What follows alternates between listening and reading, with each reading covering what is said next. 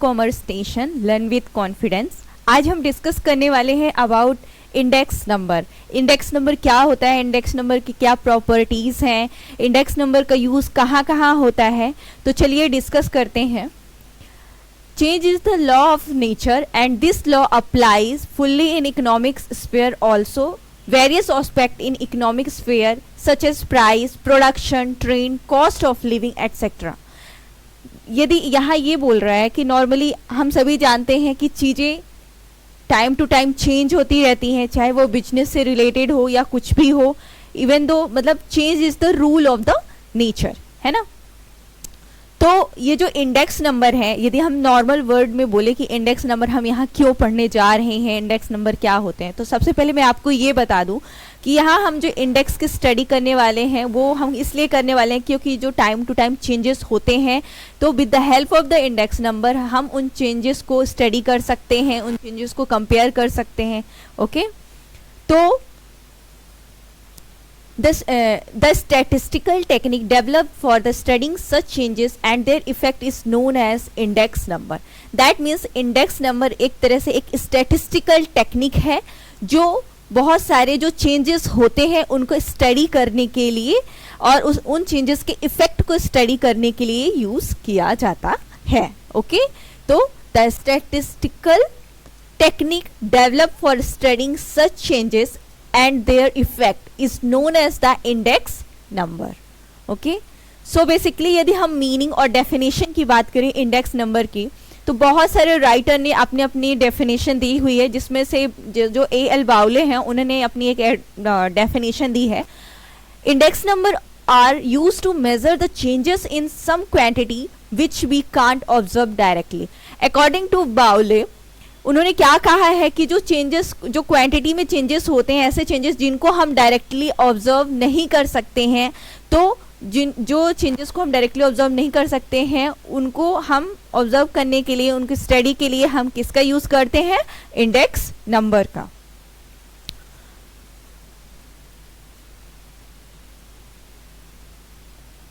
सो हम normal word में क्या बोल सकते हैं कि it can be said that the index number is a specialized average expressed in term of percentage।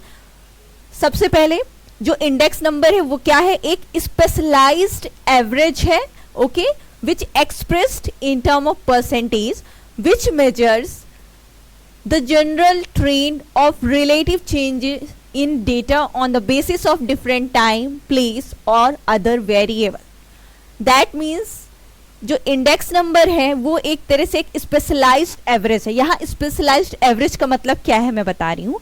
Specialised average that means वो नंबर जो हमारे होल डेटा को या होल सीरीज को रिप्रेजेंट करता है, या लाइक हम कहते हैं जो नंबर एवरेज है, एवरेज क्या होता है, जो हमारे पॉपुलेशन को रिप्रेजेंट करता है। सेम एज इट इज जो इंडेक्स है ये एक तरह का एक स्पेशलाइज्ड एवरेज है जिसको हम इन टर्म ऑफ परसेंटेज रिप्रेजेंट करते हैं, है ना। और इसके थ्रू हम क्या क्या मेजर करते हैं, जो रिलेटिव चेंजेस हो रहे हैं उनको मेजर करते हैं, जैसे इन प्लेस, जैसे in form of time, in form of place या वेरिएबल, जो भी हमारी चीज़ों में चेंजेस हो रहे हैं उनको with the help of the index number हम स्टडी करते हैं और उसको हम परसेंटेज में रिप्रेजेंट करते हैं। ओके, ये एक तरह से हमारा क्या है, स्पेशलाइज्ड एवरेज है which expressed in term of percentage which measure of the general trend of relative changes in data on the basis of different time, place और other variable। okay? अब चलिए हम थोड़ा सा डिस्कस करते हैं about the characteristics of the index number। Index number के क्या क्या कैरेक्टरिस्टिक्स हैं, तो सबसे पहला कैरेक्टरिस्टिक्स क्या दिया हुआ है, relative measurement. The basic characteristic of index number is that it is a relative और कंपैरेटिव मेजरमेंट। दैट मीन्स जो हमारा इंडेक्स नंबर है वो एक तरह का रिलेटिव मेजरमेंट है, ना कि एब्सोल्यूट मेजरमेंट, है ना। क्योंकि ये चीज़ हमने डिस्पर्जन में, रिलेटिव मेजरमेंट और एब्सोल्यूट मेजरमेंट हमने डिस्पर्जन में भी हम लोगों ने इस चीज़ को डिस्कस किया था कि एब्सोल्यूट मेजर में हम यूनिट को कंसीडर करते हैं जिसकी वजह से हम समटाइम्स कंपैरिजन नहीं कर पाते हैं, लेकिन रिलेटिव मेजरमेंट में हम यूनिट को कंसीडर नहीं करते हैं। यहाँ हम इन टर्म ऑफ रेशियो और इन टर्म ऑफ परसेंटेज चीज़ों को रिप्रेजेंट करते हैं, जिससे हम चीज़ों में इजी वे में कंपैरिजन कर सकते हैं। तो with the help of the index number हम चेंजेस जो भी हो रहे हैं उनको स्टडी करते हैं, चेंजेस के इफेक्ट को स्टडी करते हैं, और जो भी दो सीरीज या जो डेटा हैं उनके बीच में जो चेंजेस है उनको कंपेयर करके उनकी स्टडी कर सकते हैं, और उसको हम किस वे में, जो ये इंडेक्स नंबर है उसको हम एज अ परसेंटेज के फॉर्म में रिप्रेजेंट करते हैं। तो ये क्या है, एक तरह का रिलेटिव मेजरमेंट है। देखिए, the fact is that the changes are measured by index number and changes can be measured only in relative और a comparative term. Relative measurement that means comparative term, comparison करते हैं। सो पहला हमारा क्या हुआ, relative measurement. Next क्या है हमारा, specialised average. That means an average is a single figure which represent a group of figure। जो हमारा इंडेक्स नंबर है वो क्या है, एक स्पेशलाइज्ड एवरेज है। उस इंडेक्स की हेल्प, जो ये एक इंडेक्स नंबर है वो हमारे होल डेटा के कैरेक्टरिस्टिक्स या फीचर को क्या करता है, रिप्रेजेंट करता है। तो ये एक तरह का स्पेशलाइज्ड एवरेज है। In this sense index number is also an average because through this one figure the trend of the data is represent। that means index number एक तरह का स्पेशलाइज्ड एवरेज है क्योंकि ये जो है एक तरह के ट्रेंड को रिप्रेजेंट करता है। Okay, the next is measurement of changes not capable of direct measurement. That means कि हम कभी कभी कुछ ऐसे चेंजेस होते हैं जो वेरिएबल्स में जिनको हम डायरेक्टली देखकर क्या ऑब्जर्व नहीं कर पाते या मेजर नहीं कर पाते हैं। तो with the help of the index number हम उन चीज़ों को क्या कर सकते हैं, ऑब्जर्व कर सकते हैं या फिर मेजर कर सकते हैं। Generally the technique of the index number is used in measuring such mixed and complicated changes which can't be measured directly। that means हम with the help of the index number कुछ ऐसे changes होते हैं जो complicated और बहुत ज़्यादा mixed होते हैं, उनको हम index number की help से study कर सकते हैं। क्योंकि ये जो बहुत ज़्यादा complicated जो changes होते हैं हम उनको directly measure नहीं कर पाते हैं, तो हम किसका यूज़ करते हैं, index number का। तो ये कैरेक्टरिस्टिक हो गया। The next characteristic is the measurement of the common characteristic of a group of item. That means the index number express the common characteristic of a group of item. That means ये क्या है, हमारा एक specialised average है। ये specialised average इसलिए क्या करता है कि हमारा जो डाटा दिया हुआ या सीरीज दी हुई है वो इंडेक्स नंबर उसके कैरेक्टरिस्टिक को रिप्रेजेंट करता है। दैट मीन्स यदि कोई डेटा या हमारे प्राइस का डेटा दिया हुआ है तो जो डेटा दिया हुआ है वो मान लीजिए इंक्रीज कर रहा है, तो हमारा जो इंडेक्स नंबर आएगा वो इंडेक्स नंबर हमारे प्राइस के कैरेक्टरिस्टिक को क्या कर रहा होगा, उसको रिप्रेजेंट कर रहा होगा। इसलिए यहाँ बोला गया है कि ये एक तरह से characteristic of group of item को रिप्रेजेंट करता है। The next is the comparison on the basis of time of place. That means सबसे पहली चीज कि with the help of the index number हम हम कह सकते हैं जैसे कि दो या दो से अधिक पीरियड के डेटा को हम कंपेयर कर सकते हैं, उनके स्टडी कर सकते हैं। The technique of the index number is use to measure the relative change either on the of the basis of time और on the basis of the place. That means जो भी चेंजेस हो रहे हैं या टाइम के basis पे या प्लेस के बेसिस पे हैं, हम उनको प्रॉपर वे में उनको कंपेयर कर सकते हैं, उनके चेंजेस को स्टडी कर सकते हैं। जैसे इसमें एग्जाम्पल भी दिया हुआ है कि cost of living index number दिया है, cost of living of certain group of person for 2 different year. जैसे हमको 2 ग्रुप के लोगों के लिविंग ऑफ स्टैंडर्ड को मेजर करना है। ओके, तो इसमें क्या करते हैं कि जैसे हमने 2021 का डेटा लिया उनके लिविंग ऑफ स्टैंडर्ड का और 2020 का डेटा लिया, और हम यहाँ क्या कर रहे हैं कि 2 पीरियड की स्टडी कर रहे हैं। तो हम इसमें क्या करते हैं कि प्लेस या टाइम के बेसिस पे भी हम जो चेंजेस हो रहे हैं उनको स्टडी कर सकते हैं। The next characteristic is the universal use. The technique of the index number was developed for the measurement of the changes in price, but today there is hardly any field where the index number are not used.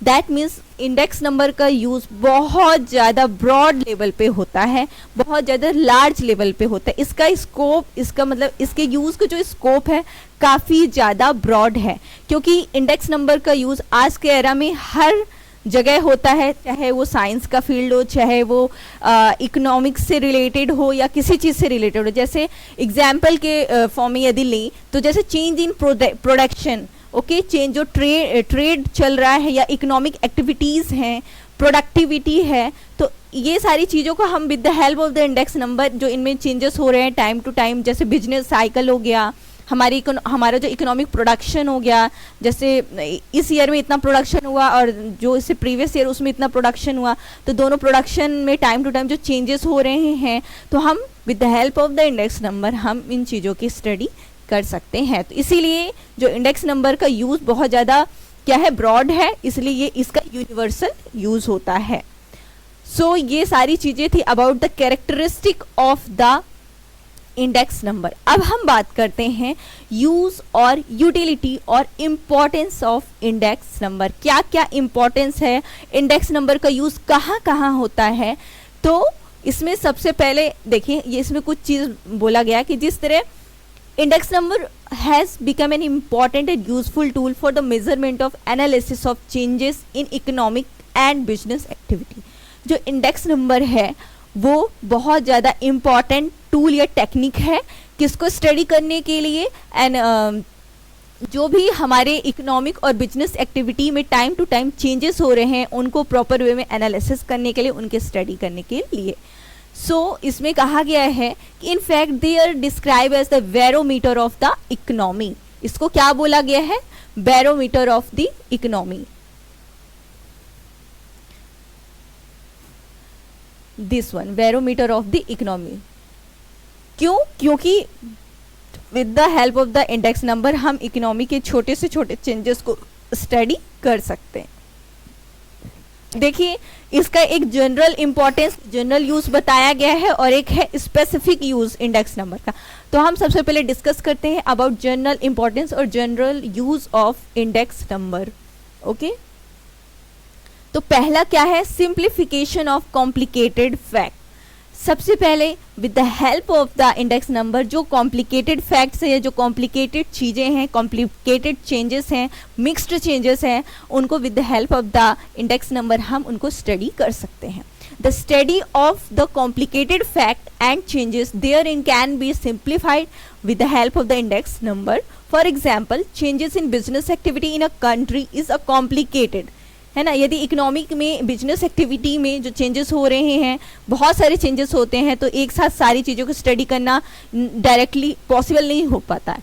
तो which include changes in various segment, बहुत सारे changes होते हैं like business, banking, transportation.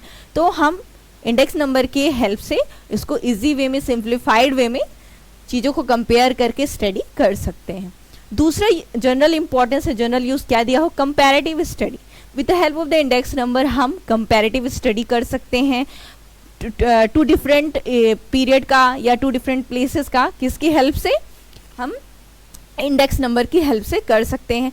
जैसे cost of, जैसे हमें living, cost of living जो हमें पता करनी है, जैसे 2020 का एंड 2021 का, दो ग्रुप के लोगों का, तो हम क्या करेंगे, जो हमारा 2020 का डाटा रहेगा 2021 का, उनको आपस में with the help of the index number compare कर सकते हैं। Next is the measurement of the trend. जैसे कि जो इकोनॉमिक्स में क्या ट्रेंड चल रहा है, बूम, रिसेशन, ओके, तो हम trend in different economic phenomena such is the industrial production, foreign trade, national income, balance of payment, etc. can be easily measured and understood on the basis of the index number। हम बहुत सारी चीज़ों की study कर सकते हैं index number की help से, या हमारी इकोनॉमी में क्या ट्रेंड चल रहा है, बैलेंस ऑफ पेमेंट में क्या ट्रेंड चल रहा है, फॉरेन ट्रेड में क्या ट्रेंड चल रहा है, हम इंडेक्स नंबर की हेल्प से सारी चीज़ों को जान सकते हैं। Helpful in policy formulation, index number provide help in determination of the policy and the formulation of the plan. Index number की हेल्प से हमें पॉलिसी के मतलब पॉलिसी बनाने में, साथ ही साथ उसको इम्प्लीमेंट करने में हेल्प मिलती है। क्यों? क्योंकि हम क्या, सबसे पहले इंडेक्स नंबर की हेल्प से टाइम टू टाइम चेंजेस की स्टडी करते हैं। आफ्टर दैट चेंजेस की स्टडी करने के बाद हम देखते हैं कि जो चेंजेस हुए हैं वो पॉजिटिव वे में हुए हैं। यदि पॉजिटिव वे में हुए हैं तो हम और अच्छा करने की कोशिश करते हैं, लेकिन यदि चेंजेस समटाइम्स कभी निगेटिव वे में होते हैं तो हम पहले से प्रिकॉशंस लेते हैं, राइट, और सही डिसीजन लेते हैं ताकि नेक्स्ट टाइम ऐसी चीज़ें ना हो, तो प्रॉपर पॉलिसी बनाते हैं, देन उसको इम्प्लीमेंट करते हैं। तो ये सारी चीज़ें किसकी वजह से होती हैं? इंडेक्स नंबर की हेल्प से। ये कुछ इसके जनरल इंपॉर्टेंस या जनरल यूज थे। अब हम स्पेसिफिक इंपॉर्टेंस या specific use of index number को डिस्कस करते हैं। तो पहला स्पेसिफिक इंपॉर्टेंस क्या है? Measurement of purchasing power of money. I hope purchasing power of money आपको पता होगा, फिर मैं डिस्कस करती हूँ उसको थोड़ा सा। परचेसिंग पावर ऑफ मनी का मतलब ये है कि जैसे कि मनी के एक यूनिट से आप कितनी चीज़ों को परचेस कर सकते हैं। दैट मीन्स कि मनी की जैसे स्ट्रेंथ कितनी है। लाइक आप 10 रुपये से 5 पेन परचेस करते हैं, ओके। देन क्या हुआ कि मान लीजिए इसी 10 रुपये से अब क्या हुआ, आपको जो पहले 5 रुपये आई मीन 5 पेन परचेस करते थे, अब सिर्फ और सिर्फ 2 ही पेन मिल रहे हैं।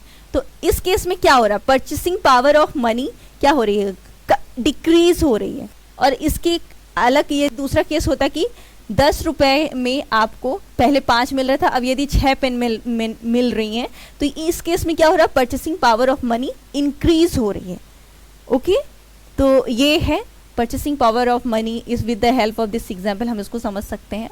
तो इसमें क्या बोला गया कि index number are useful obtaining the intrinsic worth of money. That means purchasing power of money, that means worth of money. आप मनी, दैट मीन्स आप यहाँ देख रहे हैं कि पहले हमें 10 से हम 5 पेन मिल रही थी, लेकिन जब इन्फ्लेशन आया, हम ऐसे कह सकते हैं, या महंगाई आई, तो उस केस में क्या हुआ कि इसी 10 रुपये में अब हम सिर्फ 2 ही पेन परचेस कर पा रहे हैं। तो इस केस में क्या हो रहा है? इस केस में हमारे जो मनी की परचेसिंग पावर थी वो डिक्रीज हो रही है। और इसी यदि इन्फ्लेशन की जगह पे डिफ्लेशन रहते, दैट मीन्स हमारे प्राइजेस यदि कम होते, तो हमें क्या पहले 10 रुपये में 5 पेन मिल रहे थे, लेकिन अब 10 रुपये में हमें 6 पेन मिल रहे हैं। तो इससे क्या हो रहा है? मेरे परचेसिंग पावर ऑफ मनी जो है वो क्या हो रहा है? इंक्रीज हो रहा है, ओके। तो ये जो इंक्रीज और डिक्रीज, ये परचेसिंग पावर ऑफ मनी, हम इसको with the help of the index number इन चीज़ों को भी स्टडी करते हैं। जब आप आगे अभी इंडेक्स नंबर में भी पढ़ेंगे, और ये कंज्यूमर प्राइस इंडेक्स वगैरह, आई होप आपने नेम कभी सुना होगा इसका। जैसे हम जो इन्फ्लेशन को मेज़र करने के लिए होलसेल प्राइस इंडेक्स, तो इन सारी चीज़ों को स्टडी करने के लिए यही इंडेक्स नंबर ही यूज़ किया जाता है कि टाइम टू टाइम जो प्राइजेस में चेंजेस हो रहे हैं, तो उन चेंजेस को स्टडी करने के लिए इंडेक्स नंबर का यूज़ किया जाता है, ओके। तो ये measurement of the purchasing power of the money, ये पहला हमारा स्पेसिफिक इम्पॉर्टेंस हुआ। दूसरा क्या है? The basis for the determination of the salary and dearness allowance. That means कि cost of living index number are helpful in determination of the salary dearness allowance of the employ. जो ये index number होता है, index number जब salary लोगों की that mean determine की जाती है, या फिर डियरनेस अलावेंस जो महंगाई भत्ता होता है, इसका नॉर्मल मतलब ये होता है। तो जब ये सारी चीज़ें डिटरमाइन की जाती है, तो इसमें किसका यूज़ किया जाता है? इंडेक्स नंबर का यूज़। दैट मीन उस टाइम पे जब हम सैलरी डिटरमाइन कर रहे होते हैं, तो उस टाइम पे हम देखते हैं कि महंगाई कितनी है, ओके। और जो हमारा कॉस्ट ऑफ लिविंग, ये जो देखिए इंडेक्स नंबर, इन सारी चीज़ों पे फोकस किया जाता है। तो basis for determination of salary and dearness allowance. The next specific use is useful to business community.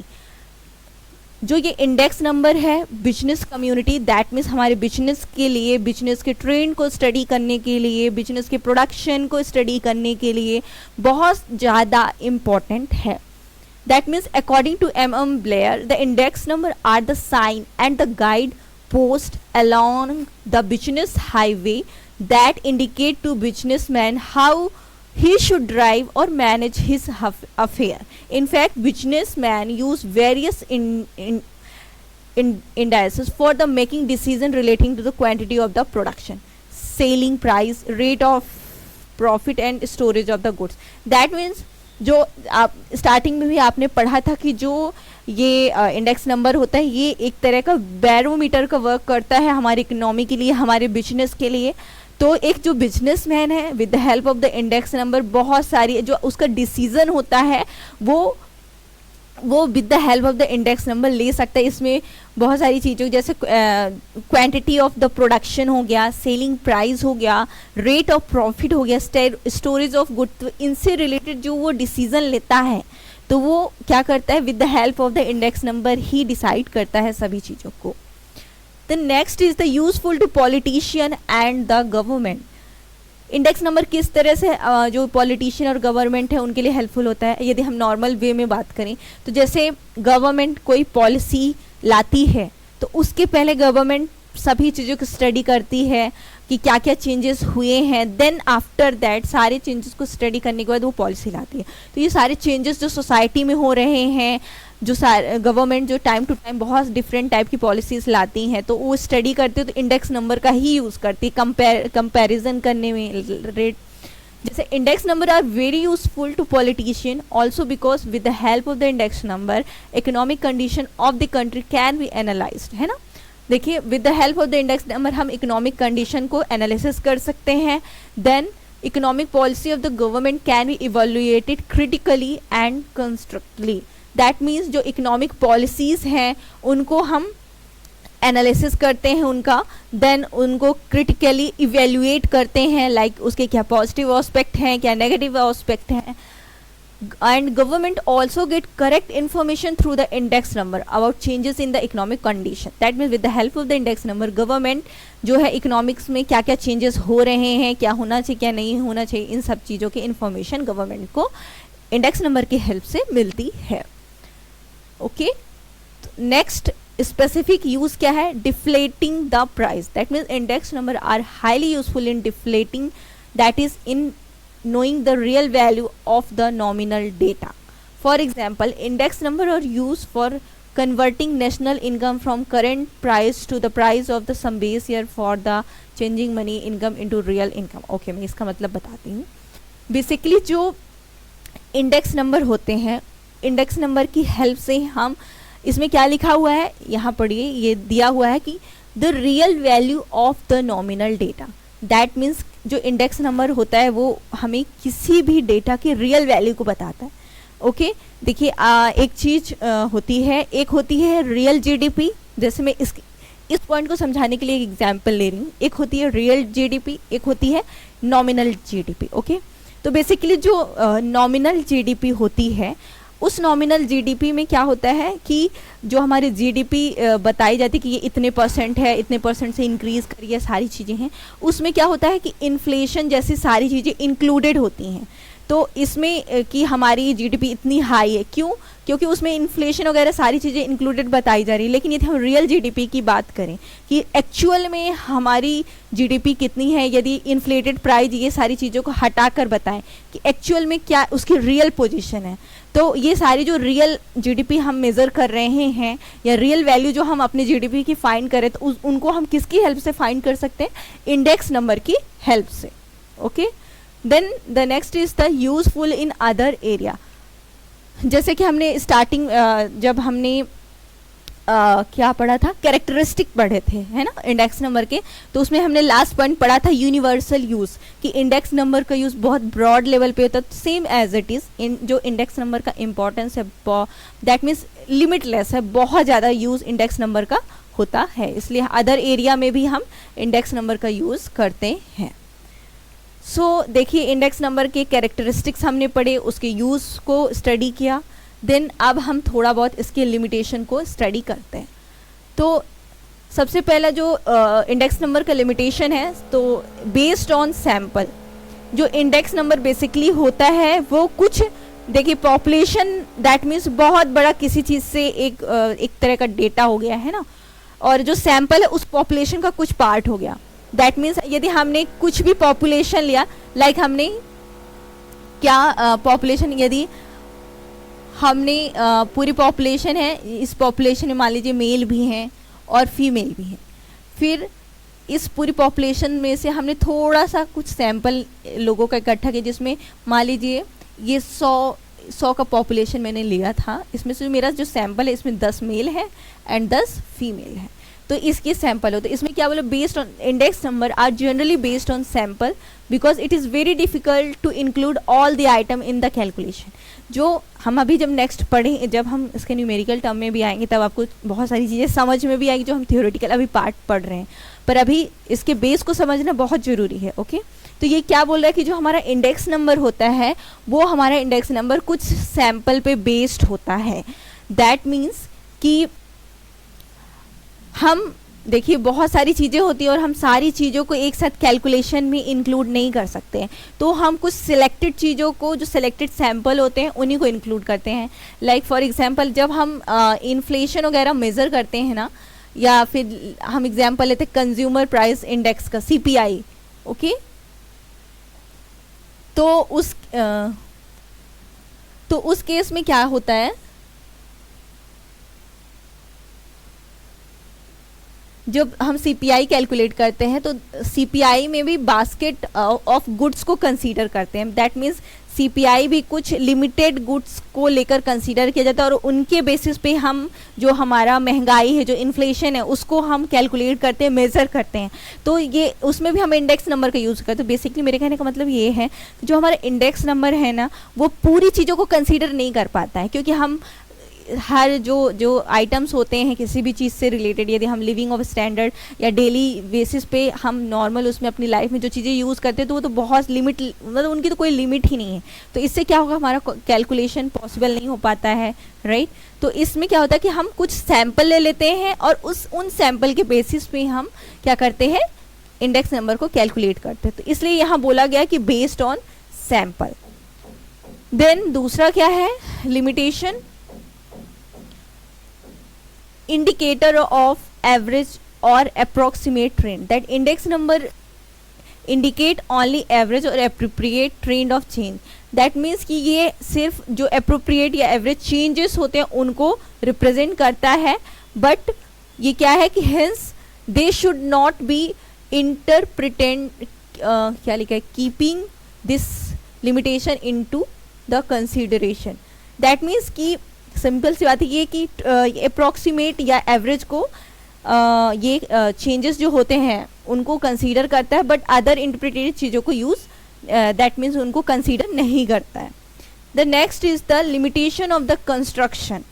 That means this there may be a confusion on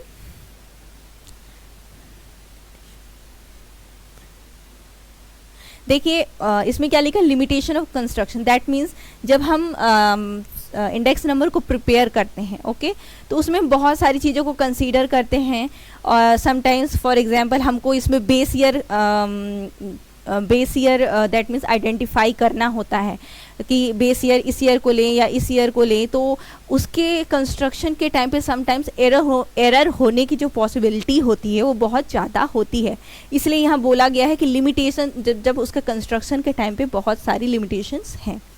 the next limitation क्या है, impact of specific objective. That means the method of the construction of the index number is significantly influenced by the objective। That means जब हम index number को बनाते हैं तो जिस purpose के लिए बना रहे हैं वो सारी चीज़ें भी हमारे index number को क्या करती हैं, अफेक्ट करती हैं। ओके, जैसे एग्जाम्पल के उसमें बोलें कि जैसे हमने होल प्राइस इंडेक्स कैलकुलेट किया, ओके, और हमने cost of living index number calculate किया। तो इसमें क्या है कि हम होल प्राइस इंडेक्स को जैसे जो हमारा होल प्राइस इंडेक्स है उसकी जगह पे हम कॉस्ट ऑफ लिविंग इंडेक्स को यूज़ नहीं कर सकते, और ना ही कॉस्ट ऑफ लिविंग इंडेक्स की जगह पे wholesale price index. That means अलग अलग इंडेक्स का अलग अलग इम्पोर्टेंस है। ओके, जो हम आगे पढ़ेंगे इंडेक्स के बहुत सारे टाइप, जैसे होल सेल प्राइस इंडेक्स हो गया, देन कंज्यूमर प्राइस इंडेक्स हो गया, then cost of living index हो गया। तो हर एक इंडेक्स का अपना एक स्पेसिफिक ऑब्जेक्टिव है, हम एक दूसरे की जगह पे उनको यूज़ नहीं कर सकते, क्योंकि हम ये जो उनके ऑब्जेक्टिव है ये अफेक्ट करेंगे इंडेक्स नंबर को।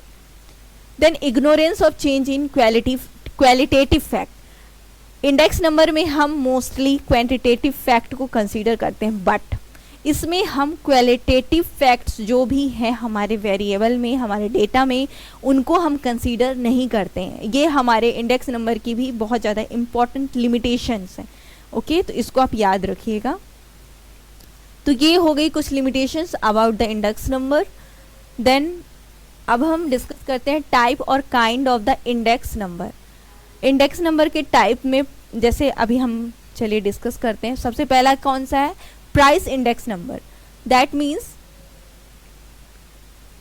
The price index number major the changes in the price और प्राइस लेवल। जो प्राइस इंडेक्स नंबर होता है वो किसको कंसीडर करता है? जो हमारे प्राइस में चेंजेस हो रहे हैं, प्राइस हमारा इंक्रीज हो रहा है, डिक्रीज हो रहा है, तो उसको स्टडी करने के लिए।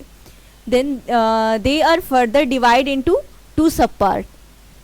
इसको 2 पार्ट में डिवाइड किया गया है। पहला है होलसेल प्राइस इंडेक्स नंबर और दूसरा क्या है? रिटेल और cost of living index number. ये जो wholesale price index number, I hope ये थोड़े बहुत जो ये टर्म्स है, wholesale price index that means WPI है ना, इसको हम शॉर्ट फॉर्म में WPI बोलते हैं। और इसको कॉस्ट ऑफ लिविंग इंडेक्स या कंज्यूमर प्राइस इंडेक्स ये भी है। तो इसको रिटेल प्राइस इंडेक्स या फिर CPI, इसको हम कंज्यूमर प्राइस इंडेक्स भी बोलते हैं। Okay, index CPI। तो बेसिकली जो आई होप आपने इन्फ्लेशन वगैरह नेम सुना होगा, इन्फ्लेशन जिसमें हम जब हमारा प्राइस इंक्रीज होता है और हमारे परचेसिंग पावर ऑफ मनी क्या हो जाती है? डिक्रीज हो जाती है। तो ये इन्फ्लेशन होता है, इसको मेजर करने के लिए बेसिकली हम होलसेल प्राइस इंडेक्स और कंज्यूमर प्राइस इंडेक्स को यूज करते हैं, है ना। लेकिन देखिए दोनों मेजर दिए हुए हैं, ये आपके ऊपर डिपेंड करता है आप कौन सा मेजर यूज करते हैं। नॉर्मली हमारे इकोनॉमी में जो RBI है दैट मीन्स कि जो CPI है ना, कंज्यूमर प्राइस इंडेक्स, इसको central of statistical office measure करता है। ओके, इन्फ्लेशन वगैरह। तो ये हमारे प्राइस इंडेक्स नंबर है जिसमें 2 आते हैं, wholesale price index and retail और cost of living price index. दूसरा हमारा इंडेक्स क्या है? Index number of physical quantities और क्वांटिटीज इंडेक्स नंबर। इसमें क्या होता है कि these index number are prepared to measure the increase or decrease in physical quantity। that means जैसे जो हमने प्रोडक्शन किया है या जो चीज़ें हमने कंज्यूम्ड की हैं, ओके, या जिन चीज़ों में हमने ट्रेड किया है, तो ये उन चीज़ों को कंसीडर करता है। जैसे number of agricultural production, industrial production. That means कि ये जो फिजिकल क्वांटिटी इंडेक्स नंबर है, जो चीज़ें प्रोडक्शन से रिलेटेड हैं, जैसे एग्रीकल्चर प्रोडक्शन, इंडस्ट्रियल प्रोडक्शन हो गया, तो उनके मेजर में हम किसका यूज़ करते हैं? क्वांटिटेटिव इंडेक्स नंबर का। नेक्स्ट क्या है? Total value index number. इसमें क्या होता है? These are intended to study the change in the total value। तो टोटल वैल्यू का मतलब क्या है? इसमें quantity into price. That means कि मेरे जो भी गुड्स है या जो भी आइटम दिया हुआ है उसकी टोटल वैल्यू कितनी है, तो उनके टोटल वैल्यू में जो भी चेंजेस हो रहे हैं उनके स्टडी के लिए हम टोटल वैल्यू इंडेक्स नंबर को स्टडी करते हैं। नेक्स्ट क्या है? On the basis of the number of the commodities. That means if the index number is constructed on the basis of price of one commodity, it is known as the simple index number. That means कि ये जो on the basis of number of the commodity, that means हमारे पास यदि एक commodity है, right, और हम उसके प्राइस को यदि स्टडी कर रहे हैं तो उसको हम नाम देंगे simple index number. On the other hand, if constructed for the group of commodity, it is known as the composite और एग्रीगेट इंडेक्स नंबर। यदि हम एक कमोडिटी के प्राइस को स्टडी कर रहे हैं तो उसको हम क्या बोलेंगे? Simple index number. और यदि ग्रुप ऑफ कमोडिटीज़ हैं या बहुत ज़्यादा कमोडिटीज़ हैं तो एट दैट टाइम उस इंडेक्स को हम क्या बोलेंगे? एग्रीगेट इंडेक्स नंबर या फिर composite index number. Okay, the next is the special purpose index number. कुछ स्पेसिफिक पर्पस के लिए इंडेक्स नंबर होते हैं। इंडेक्स नंबर में be prepared for specific purpose also such as index number of the national income. National income के लिए अलग index number, that means growth rate या प्रोडक्टिविटी के लिए अलग इंडेक्स नंबर। तो ये सारे हमारे टाइप हुए इंडेक्स नंबर के। कौन कौन से हमने अभी स्टडी किए? पहला था प्राइस इंडेक्स नंबर, जिसके अंदर हमने 2 पढ़ा, wholesale price index number and retail price index number. Then index number of the physical quantity और we can say that the quantity index number. फिर उसके बाद हमने कौन सा डिस्कस किया? Total value of index number. Then after that on the basis of number of commodity, जिसमें हमने यदि हम एक कमोडिटी के प्राइस को लेंगे तो हम सिंपल इंडेक्स नंबर बोलेंगे, और यदि ग्रुप ऑफ कमोडिटीज है तो उसको हम बोलेंगे aggregate index number. So next is the हमने नेक्स्ट क्या पढ़ा? Special price index number. That means कि यदि कोई स्पेसिफिक पर्पस के लिए हम स्पेसिफिक पर्पस के लिए चीज़ों को यदि स्टडी करें, चेंजेस को स्टडी कर रहे हैं, तो हम उसको बोलेंगे स्पेशल पर्पस इंडेक्स नंबर। तो ये सारी चीज़ें हुई about index number, types of index number. अब हम डिस्कस करते हैं कि जब हम इंडेक्स नंबर बनाते हैं तो एट दैट टाइम क्या क्या प्रॉब्लम हमें फेस करनी पड़ती हैं, और हम ऐसा कह सकते हैं कि क्या क्या पॉइंट जो हैं जिनको हमें कंसीडर करना चाहिए जब हम इंडेक्स नंबर प्रिपेयर करें, या किन किन चीज़ों को हमें अपने माइंड पे रखना चाहिए एट दैट टाइम जब हम इंडेक्स नंबर बना रहे हैं। तो problem in the construction of the price index number, or we can say that the point to be considered in the construction of the index number। तो क्या क्या है, पहला प्रॉब्लम या पहला पॉइंट क्या है कि purpose of the index number, that means हम जो इंडेक्स नंबर कंस्ट्रक्ट कर रहे हैं या जो इंडेक्स नंबर बनाने जा रहे हैं, उस इंडेक्स नंबर का ऑब्जेक्टिव क्या है, हम किस पर्पस से इंडेक्स नंबर बना रहे हैं, राइट। यदि हम बात करते हैं, देखिए इसमें लिखा है the first and the basic problem in the construction of the index number is to define its objective, right, its objective. It is very clear and concrete item, and in the fact the entire process of the construction of the index number is determined by its objective, because there are different type of index number। हमने अभी इसके पहले ही पढ़ा कि बहुत सारे types होते हैं इंडेक्स नंबर के। तो जो इंडेक्स नंबर है हमारा, वो हमारी सारी जो प्रोसेस है उसके ऑब्जेक्टिव पे डिपेंड करती है। फॉर एग्जांपल, यदि हम क्या CPI यूज़ कर रहे हैं या WPI कैलकुलेट कर रहे हैं, तो उसका एक अपना अलग ऑब्जेक्टिव है। इसमें हम क्या कर रहे हैं, इससे हम जो महंगाई है उसको स्टडी करने के लिए, उसको मेज़र करने के लिए हम WPI का यूज़ करते हैं, CPI का यूज़ करते हैं ना। तो अलग अलग इंडेक्स नंबर का अलग अलग ऑब्जेक्टिव है, और हमारा जो ऑब्जेक्टिव होना चाहिए वो प्रॉपर स्पेसिफिक होना चाहिए। नेक्स्ट प्रॉब्लम क्या है जब हम इंडेक्स नंबर बनाते हैं, selection of the base year. ये बहुत ज़्यादा इम्पॉर्टेंट चीज़ है, प्लीज़ आप इसको याद रखिएगा कि जब हम इंडेक्स नंबर बनाते हैं तो उसमें बेस ईयर का जो बेस ईयर जो होता है वो बहुत ज़्यादा इम्पॉर्टेंट होता है।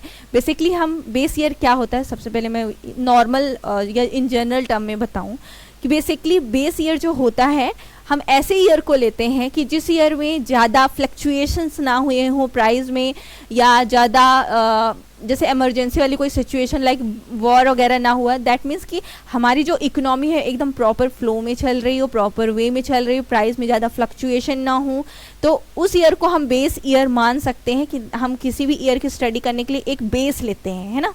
तो जो रिसेंटली हमारी इकोनॉमी में जो बेस ईयर लिया गया है वो बेस ईयर 2011-12 इसको माना गया है। दैट मीन्स 2012 है हमारा वो बेस ईयर है। ओके, 2011-12 दैट मीन्स 2012 इसको हमारे इकोनॉमी में अभी रिसेंटली जो है दैट मीन्स कि इसको बेस ईयर मान के हम जो इंडेक्स नंबर कैलकुलेट करते हैं या फिर जो भी इन्फ्लेशन मेज़र करते हैं, तो हम इसी ईयर को बेस ईयर मानकर चीज़ें को कैलकुलेट करते हैं। तो इसमें क्या लिखा है कि the generally index number are constructed on annual basis and they are computed for the price of different year on the basis of the price of the particular year. The year selected as a basis for the comparison is known as, that means जो हम compare करने के लिए जिस year को select करते हैं, okay, वो ईयर हमारा क्या कहलाता है, बेस ईयर कहलाता है। और बेस ईयर हमेशा हमें उसी ईयर को लेना चाहिए जिसमें ज़्यादा फ्लक्चुएशन हो, इकोनॉमी प्रॉपर वे में हो। ये यहाँ लिखा हो कि the year selected as a basis for the comparison is known as the base year, and this year should be selected very carefully. बहुत अच्छे से प्रॉपर वे में हमें केयरफुल होकर बेस ईयर को कंसीडर करना चाहिए। इसमें क्या लिखा है, in the contest 2 point are important. 2 point बहुत ज़्यादा इंपॉर्टेंट जब हम बेस ईयर सेलेक्ट करें। सबसे पहला क्या है कि the base year should not be too distant from the current year. जो हमारा करंट ईयर है और जो हमारा बेस ईयर है उसके बीच में बहुत ज़्यादा लार्ज गैप नहीं होना चाहिए, ओके। और दूसरा इंपॉर्टेंट पॉइंट क्या है कि it should be a normal और average year from all point of view, और it should be free from all sorts of abnormalities. जैसे मैंने आपको बताया था कि जो हमारा ईयर होना चाहिए वो एक प्रॉपर वे में होना चाहिए, that means free should be free from all abnormalities, okay. और इरेगुलर फ्लक्चुएशन, जो बेमतलब फ्लक्चुएशन या इरेगुलर वे में फ्लक्चुएशन है उन सबसे फ्री होना चाहिए। लाइक क्या क्या, जैसे वॉर हो गया, ड्रॉट हो गया, फ्लड हो गया, अर्थक्वेक हो गया। तो ये लेबर स्ट्राइक हो गया, इकोनॉमिक बूम और डिप्रेशन, पॉलिटिकल इंस्टेबिलिटी, ये सारी चीज़ें हमारे बेस ईयर में नहीं होनी चाहिए। दैट मीन्स बेस ईयर जब हम एक तरह से जब बेस ईयर को हम डिसाइड करते हैं तो इन सारी चीज़ों को हमको प्रॉपर वे में फोकस्ड करना चाहिए। There are the two method to determine the base year. Basically जो बेस ईयर को जब हम डिटरमाइन करते हैं तो उसकी दो मेथड है। सबसे पहली मेथड है फिक्स्ड बेस मेथड, ओके, और दूसरी मेथड है chain method, chain base method, okay. तो ये दूसरा पॉइंट हुआ। जब हम इंडेक्स नंबर कैलकुलेट करते हैं तो हमको इन चीज़ों का ध्यान रखना चाहिए। तीसरा क्या है, सिलेक्शन ऑफ रिप्रेजेंटेटिव आइटम और कमोडिटीज। दैट मीन्स कि जब हम इंडेक्स नंबर प्रिपेयर कर रहे हैं तो हमें किन कमोडिटीज़ को कंसीडर करना चाहिए और किन कमोडिटीज़ या किन आइटम को कंसीडर करना है और किन चीज़ों को नहीं कंसीडर करना है अपने सैंपल में, ओके। आपने स्टार्टिंग में पढ़ा है कि जब इंडेक्स नंबर हम बनाते हैं तो ये कुछ सैंपल पे बेस्ड होता है। तो ये वही चीज़ यहाँ कह रहा है कि in practical a large number of the commodities and services are transacted. In real life में देखें तो जो हमारी सर्विसेज हैं या कमोडिटीज़ हैं वो लिमिटलेस है, okay. And but it is neither convenient nor feasible to include all these things, है ना। हम सारी चीज़ों को तो कंसिडर नहीं कर सकते हैं जब हम इंडेक्स नंबर बनाते हैं। तो hence the certain representative item और commodities are selected which is called regimen और अ बास्केट। दैट मीन्स हमें कुछ सर्टेन नंबर ऑफ कमोडिटीज़ और सर्विसेज को कंसीडर करना चाहिए जिसको हम एक तरह से एक बास्केट बोल सकते हैं, ओके। और in this context special attention should be paid on the following point. तो इस कॉन्टेक्स्ट में हमें कुछ पॉइंट कंसीडर करना चाहिए, like the item selected should be according to the test, habit and need of those person for whom the index number is being constructed. सबसे पहले जब हम आइटम को कंसीडर करेंगे तो हमें जैसे जो भी आइटम कंसीडर कर रहे हैं तो जिन पर्सन के उसमें हम ये इंडेक्स नंबर प्रिपेयर कर उनके टेस्ट, हैबिट, नीड्स, इन सारी चीज़ों को ध्यान रखना चाहिए, ओके। और दूसरा क्या है, the important item in the cost of living the total number of the commodities selected should be neither too small और नॉट टू लॉस। हम जो कमोडिटीज़ या सर्विसेज कंसीडर कर रहे हैं एज अ सैम्पल, या वो चीज़ें ना तो बहुत ज़्यादा होनी चाहिए ना ही बहुत कम होनी, एक प्रॉपर या एवरेज वे में होनी चाहिए ताकि ये चीज़ें सारी चीज़ों को रिप्रेजेंट कर सकें, ओके। द नेक्स्ट इज, तीसरा पॉइंट क्या है कि जब हम सैंपल ले रहे हैं या चीज़ों को कंसीडर कर रहे हैं तो तीसरा क्या है, the item selected should be of stable and standard quality according to the capability of the relevant group.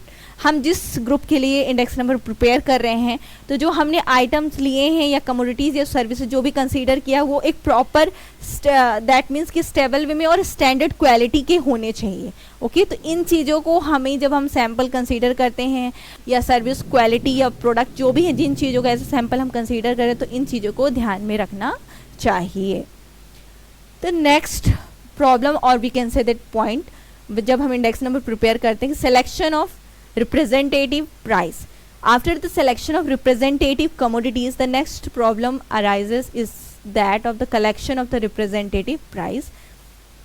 That means जब हम commodities तो select कर लेते हैं उसके बाद हमको क्या उस commodities या service से related price को भी consider करना पड़ता है। तो the following are the main problem cropping up in the collection of the representative price. That means कि उस टाइम पे भी जो बहुत सारी difficulties होती है तो हमें क्या है कि जैसे जो प्राइस को जो ये प्राइस रिलेटेड हमारी जो प्रॉब्लम है तो इसमें कुछ जो main problem cropping up in the collection of representative price कुछ पॉइंट्स दिए हुए हैं।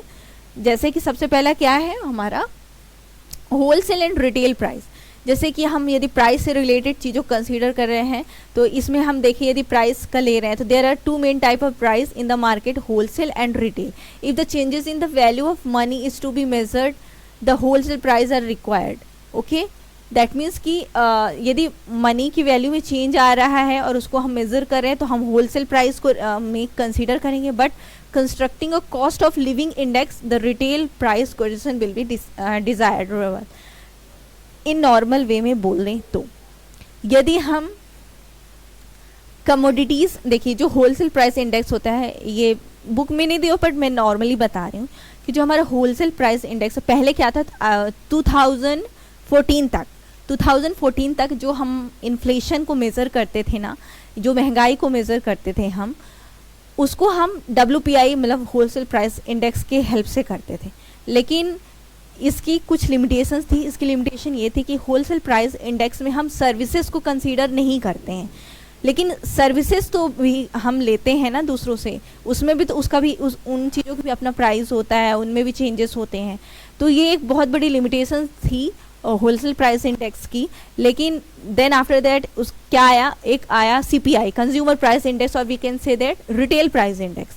तो रिटेल प्राइस इंडेक्स में सर्विसेज को भी कंसीडर किया गया, साथ ही साथ जो हम कमोडिटी तो ऑलरेडी कंसीडर कर रहे थे। ओके, तो जो हमारा WPI है वो नॉर्मली कमोडिटीज़ के लिए था, जब वो प्राइस कमोडिटीज़ की प्राइस जो चेंजेस है उनको स्टडी करने के लिए।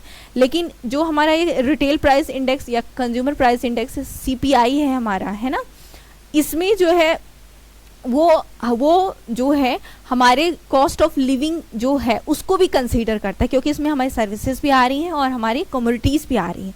तो जब हम उसकी स्टडी करते हैं, कॉस्ट ऑफ लिविंग या लिविंग स्टैंडर्ड की जब हम स्टडी करेंगे, तो हम किसका यूज़ करेंगे, CPI का, और we can say that retail price index का। Okay, the next is the place of price collection. Place of price collection में क्या है,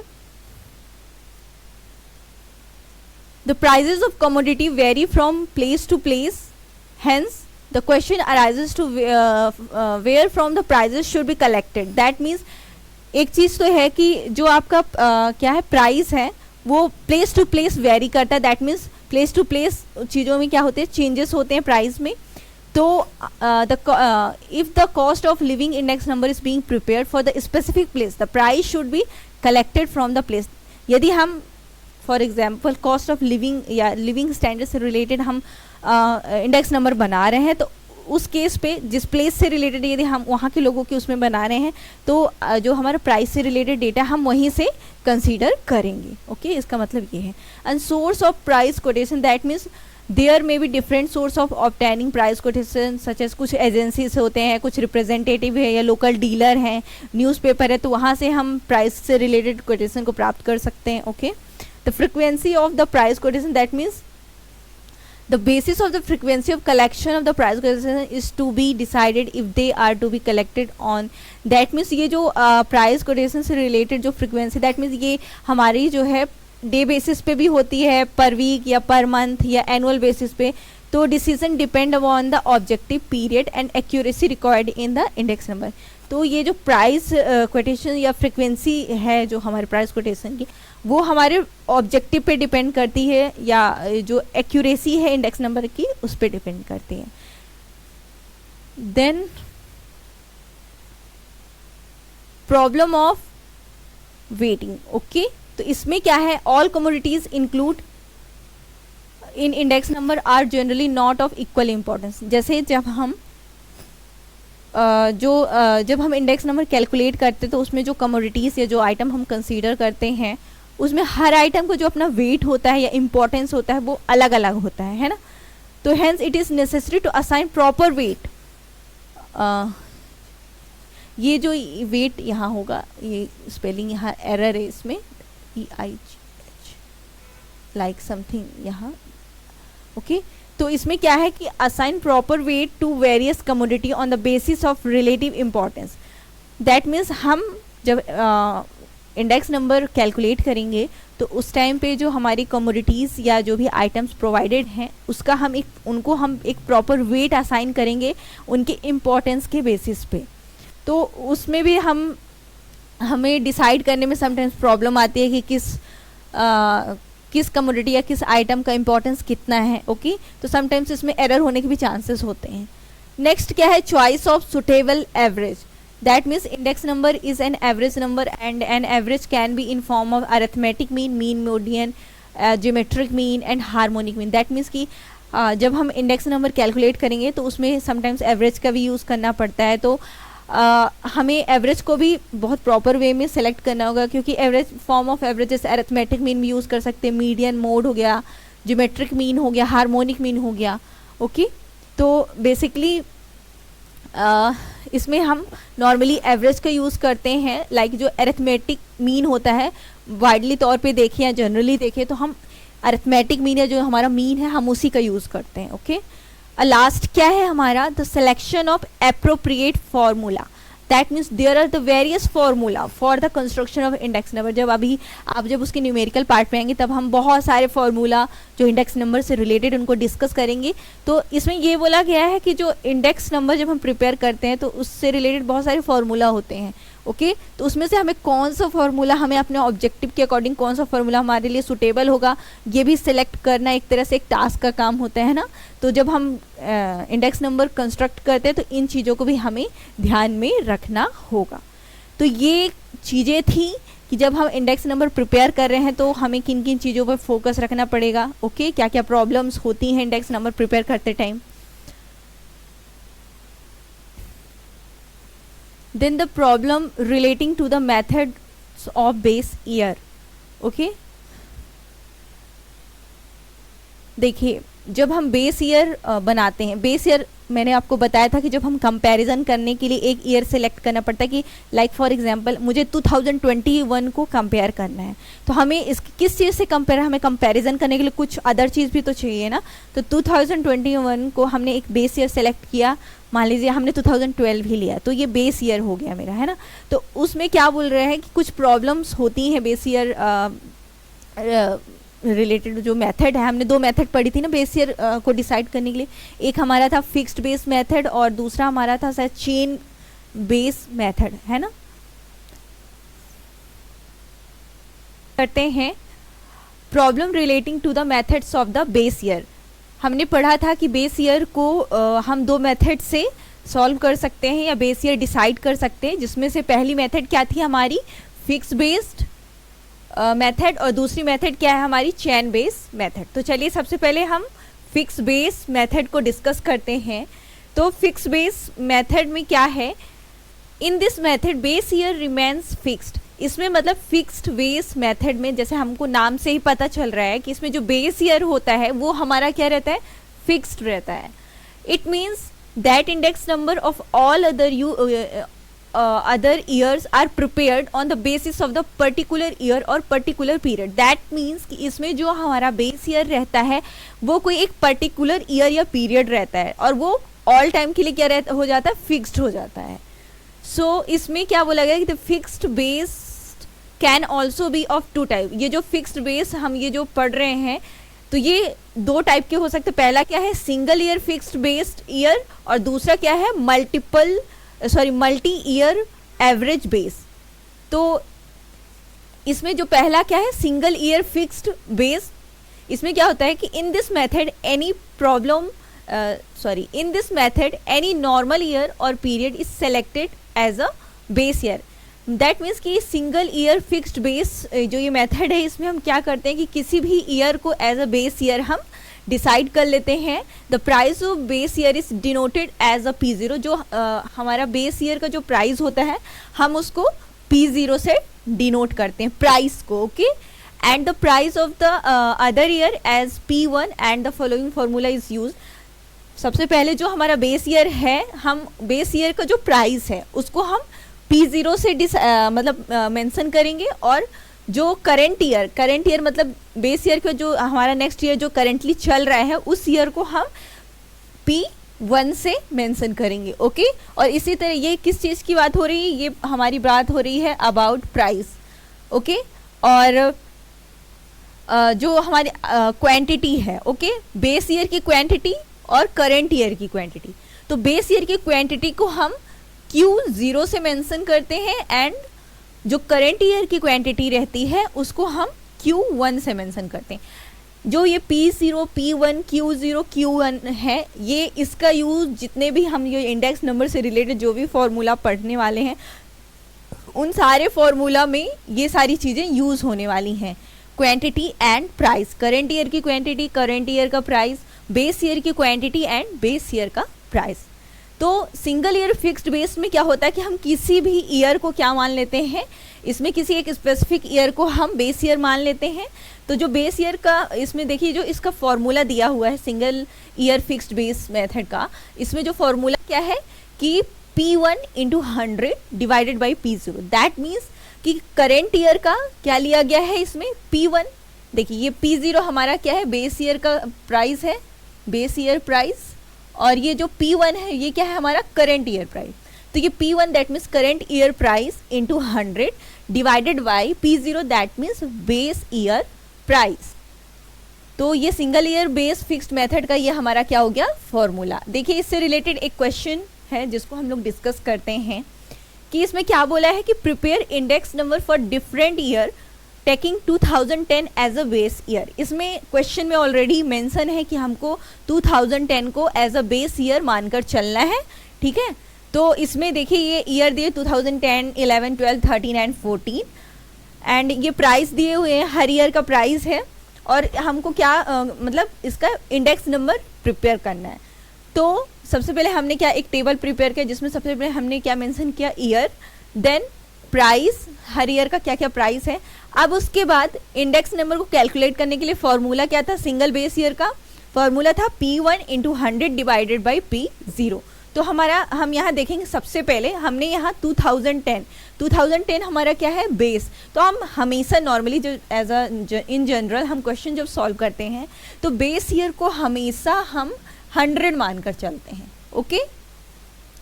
तो ये नॉर्मल सी चीज़ है कि 2010 हमारा बेस ईयर है, यही हमारा बेस ईयर भी है और 2010 अभी ये हमारा करंट ईयर भी है यदि हम अप टू 2010 तक की बात करें, ठीक है।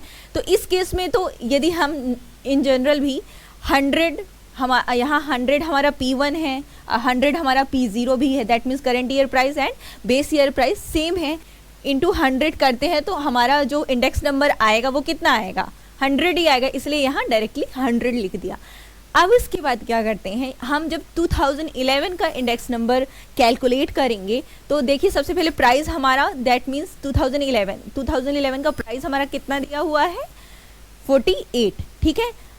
तो ये हमारा क्या हो गया करंट ईयर का प्राइस, करंट ईयर जैसे 2011 में अब हम बात कर रहे हैं तो ये हमारा करंट ईयर का प्राइस हो गया और 2010 का बेस ईयर क्या हो जाएगा यहाँ 2011 का बेस ईयर क्या होगा यहाँ 2010। वैसे भी हमको 2011 के लिए चाहे बात करें हम या 2012 या 13 या 14 सबके लिए हमको जो बेस ईयर है 2010 मानकर ही चलना है, ठीक है।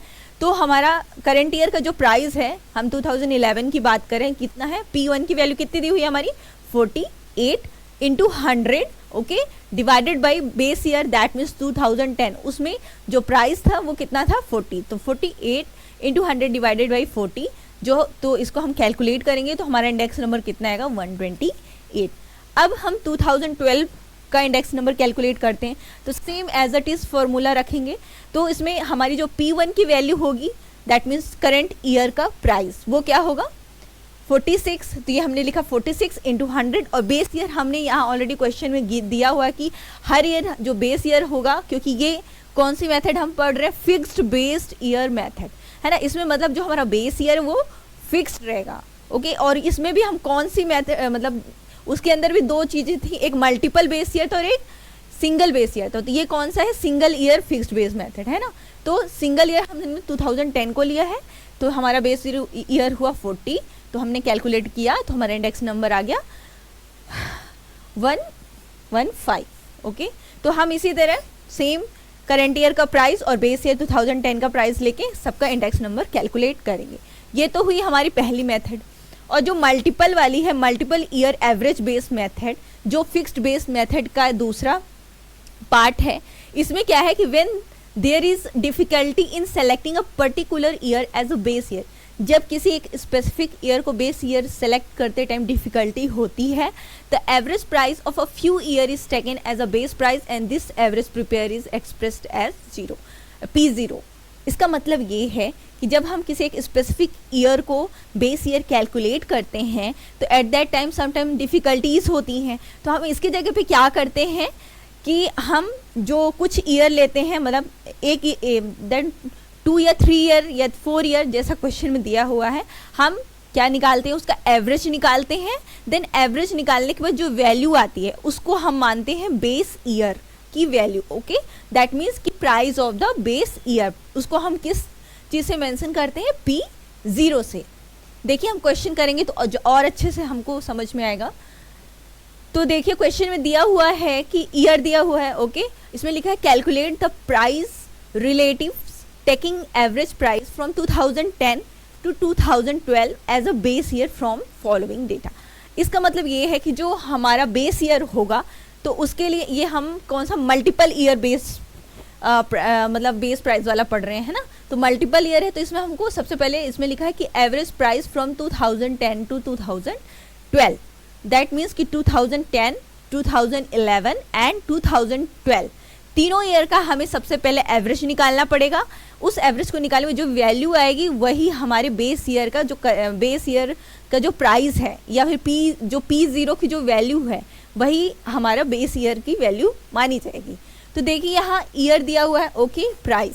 तो सबसे पहले हमको क्या करना है कि P0 की वैल्यू को कैलकुलेट करना है, that means price of the base year. Okay, तो price of the base year हमको क्वेश्चन में 2010 में कितना है प्राइस 44, देन 2011 में 49, ओके, एंड 2012 में 57. इनको आप ऐड करिए, कितना आया 150. और कितने ईयर है 3 ईयर, मतलब टोटल 3 ईयर है, तो 150 डिवाइडेड बाई 3 कितना आ गया हमारा बेस ईयर का वैल्यू 50. दैट मीन्स P0 की जो वैल्यू होगी वो कितनी होगी 50. अब हमें कुछ भी नहीं करना है, जो हमारा प्रीवियस फॉर्मूला था P1 into 100 divided by P0, that means price of the current year into 100 divided by the price of the base year. तो 2010 की बात करें तो 2010 में हमारा जो करंट ईयर का प्राइस है वो कितना है, P1 की वैल्यू कितनी दी हुई है हमारी 44, then 44 into 100 divided by P0 की वैल्यू हमने यहाँ कितनी कैलकुलेट की है 50. तो ये 50 लिखा हमने, इसको कैलकुलेट किया तो इंडेक्स नंबर 2010 का हमें कितना मिला 88. इसी तरह हम 2011 में इंडेक्स नंबर कैलकुलेट करेंगे तो हमारा P1 यहाँ क्या हो जाएगा 49 into 100 divided by base year 50. हम ये सब फिक्स्ड बेस ईयर के अंदर की दो मेथड सिंगल और मल्टीपल पढ़ रहे हैं ना, तो ये मल्टीपल है, तो मल्टीपल में हम पहले एवरेज निकाल लेते हैं, जो भी ईयर दिया रहता है, दो मतलब एक ईयर से जो ज़्यादा इसमें मल्टीपल ईयर है ना, तो एवरेज निकालेंगे, फिर उसका बेस प्राइस निकालेंगे. जो बेस प्राइस होगा वो हमारा कांस्टेंट रहेगा हर ईयर, ओके, क्योंकि ये फिक्स्ड बेस मेथड का ही एक पार्ट है, इसलिए यहाँ जो हमारा बेस ईयर आएगा वो हमेशा फिक्स्ड होगा. तो इस तरह से हम इस मेथड के अंदर क्वेश्चन को सॉल्व करते हैं. ये बहुत सिंपल है, ओके. ये इस तरह के क्वेश्चन दिए हुए हैं. अब हम बात करते हैं, पहली मेथड क्या थी बेस ईयर को कैलकुलेट करने की, फिक्स्ड बेस मेथड, ओके. अब दूसरी मेथड क्या है इसमें, chain base method. Basically fixed base method में जो हमारा हमेशा बेस ईयर रहता था हमेशा फिक्स्ड रहता था, लेकिन यदि हम जब बात करते हैं चेन बेस मेथड की, तो in this method price relative also known as the link relative for every current year is calculated on the basis of price of the immediately preceding year. That means इसमें जो chain base method रहती है, okay, इसमें जब हम index number calculate करते हैं तो जो हमारा बेस ईयर होता है ना वो मतलब ईयर पर ईयर चेंज होता रहता है, और जो हमारा बेस ईयर होगा, फॉर एग्जांपल इसके कहने का चेन बेस ईयर का नॉर्मल मतलब क्या है, जैसे हमारे पास 2010 का प्राइस दिया हुआ है, एग्जाम्पल उसमें हम ले रहे हैं 2011 का प्राइस दिया हुआ है, 2012 का प्राइस दिया हुआ है ना. तो चेन बेस मेथड के अकॉर्डिंग क्या होगा कि मान लीजिए 2010 में प्राइस 4 रुपीज़ है, देन 2011 में 5 है, 2012 में 6 है. तो इसका मतलब ये है कि 2010 में हमारा जो बेस ईयर होगा, 2010 के पहले तो कुछ ईयर इसमें दिया नहीं है क्वेश्चन में, तो इसका जो बेस ईयर होगा वो क्या कुछ भी नहीं होगा. वैसे नॉर्मली जो बेस ईयर है हम यहाँ 100 मान के चलते हैं ना, तो 2010 का जो हमारा इंडेक्स निकल के आएगा नॉर्मली वो 100 हो जाएगा. अब हम नॉर्मली यहाँ बेस ईयर की बात करें, बेस ईयर के इस चेन बेस मेथड के अकॉर्डिंग क्या होता है कि जो बेस ईयर होगा 2011 का बेस ईयर यहाँ माना जाएगा 2010. दैट मीन्स प्रीसीडिंग ईयर, मतलब base of the price of the immediately preceding year. That means 2011 का बेस ईयर माना जाएगा 2010 एंड 2012 का बेस ईयर माना जाएगा 2011. ठीक है, इस तरह हम चैन बेस मेथड में बेस ईयर को डिसाइड करते हैं। देखिए ये क्वेश्चन करेंगे तो और अच्छे से चीज़ें समझ में आएंगी। क्वेश्चन में क्या बोला है कि prepare chain base index number from the following data. इसमें ईयर दिए हुआ है 2010 से 2014 तक और प्राइस दिए हुए हैं। ओके, तो सबसे पहले हम टेबल बनाते हैं जिसमें ईयर, ओके, देन प्राइस।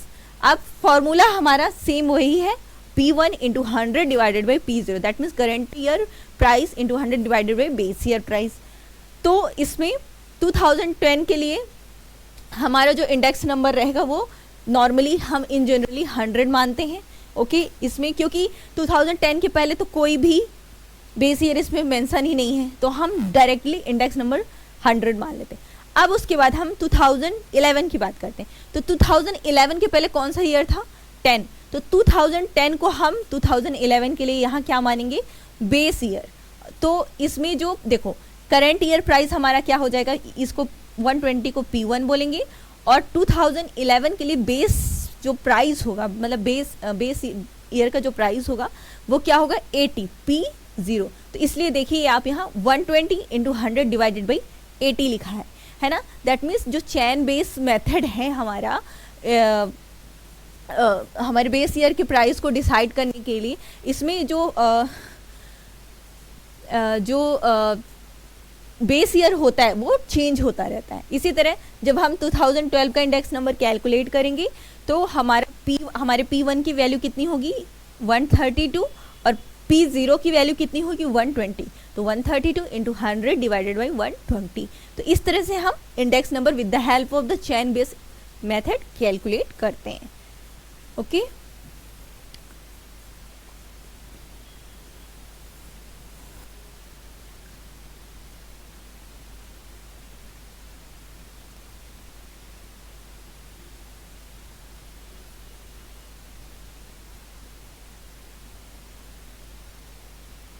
देखिए इसमें एक बताया गया है कि जो जैसे चैन बेस जो चैन इंडेक्स से हम कैसे कॉमन बेस पे मतलब कैसे कॉमन बेस ये पे कैसे आते हैं। तो इसमें क्या है कि chain indexes chained to a common base, the average of the link relative establish a relationship between two adjoining years. Okay, मतलब चैन बेस इंडेक्स जब हम पढ़ते हैं इसमें क्या रहता है कि ये दो ईयर को लिंक करके, मतलब कि इसके जो प्रीसीडिंग ईयर है वो बेस ईयर हो जाता है ना इसमें।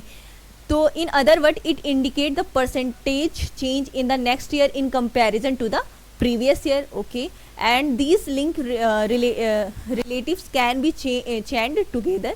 This is done by the multiplying the average link relative of the current year by the chain index of the previous year and dividing the product. Okay, देखिए इसको हम पढ़ते हैं। ये क्या है कि हमको क्या कैलकुलेट करना है कि chain index number for the current year, इसको कैलकुलेट करना है। तो इसका फॉर्मूला क्या होगा? Chain index number of the previous year into average link relative of the current year into 100। तो इसका जब हम क्वेश्चन सॉल्व करेंगे तो बहुत ईजी वे में समझ में आएगा ये कहना क्या चाह रहा है। देखिए हमारे पास 3 आइटम दिए हुए हैं। ओके, और इसमें क्या लिया? From the following average price of the commodity given in the rupees per unit.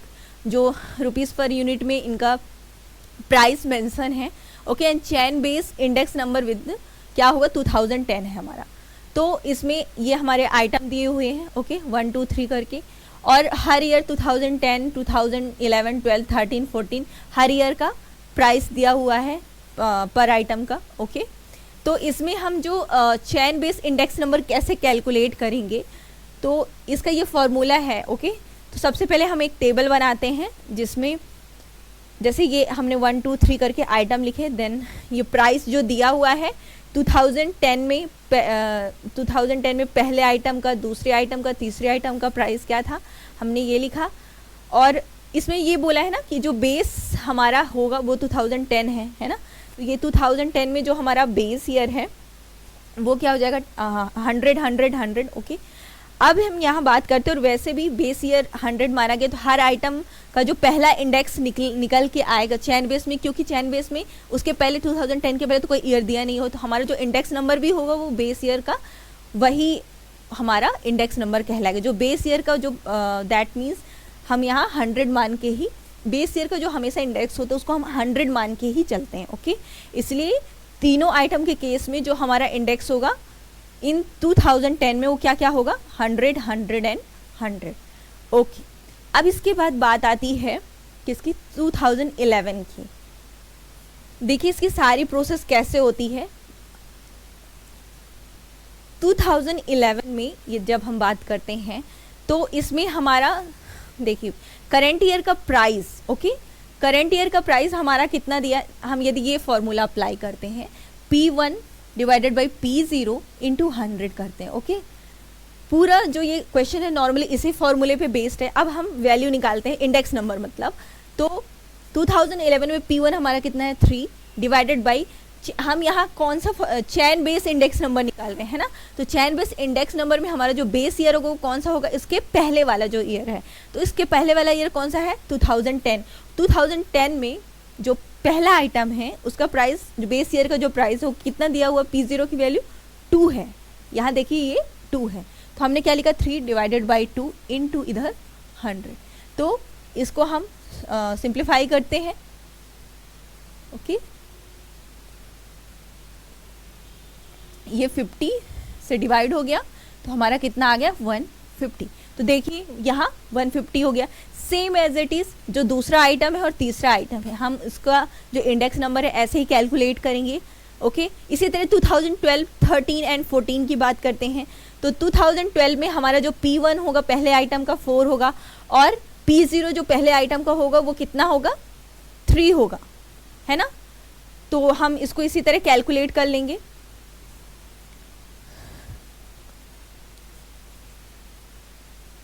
और इसी तरह 2013 का, 2014 का।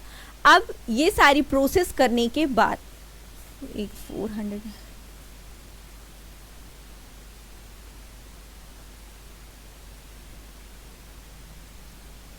ओके, ठीक है। इसके बाद हम क्या करते हैं, जितना हमारा इंडेक्स नंबर हर ईयर का निकला, ओके, हम उसको टोटल सम करेंगे।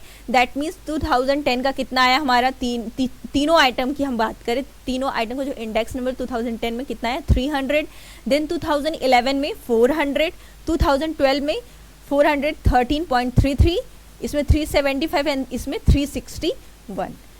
इस प्रोसेस के बाद हम क्या करते हैं कि इनका average link relative, that means कि हम इनका एवरेज निकालते हैं, जो इंडेक्स नंबर है उसका एवरेज, क्योंकि हमारे पास यहाँ कितने 3 आइटम है ना।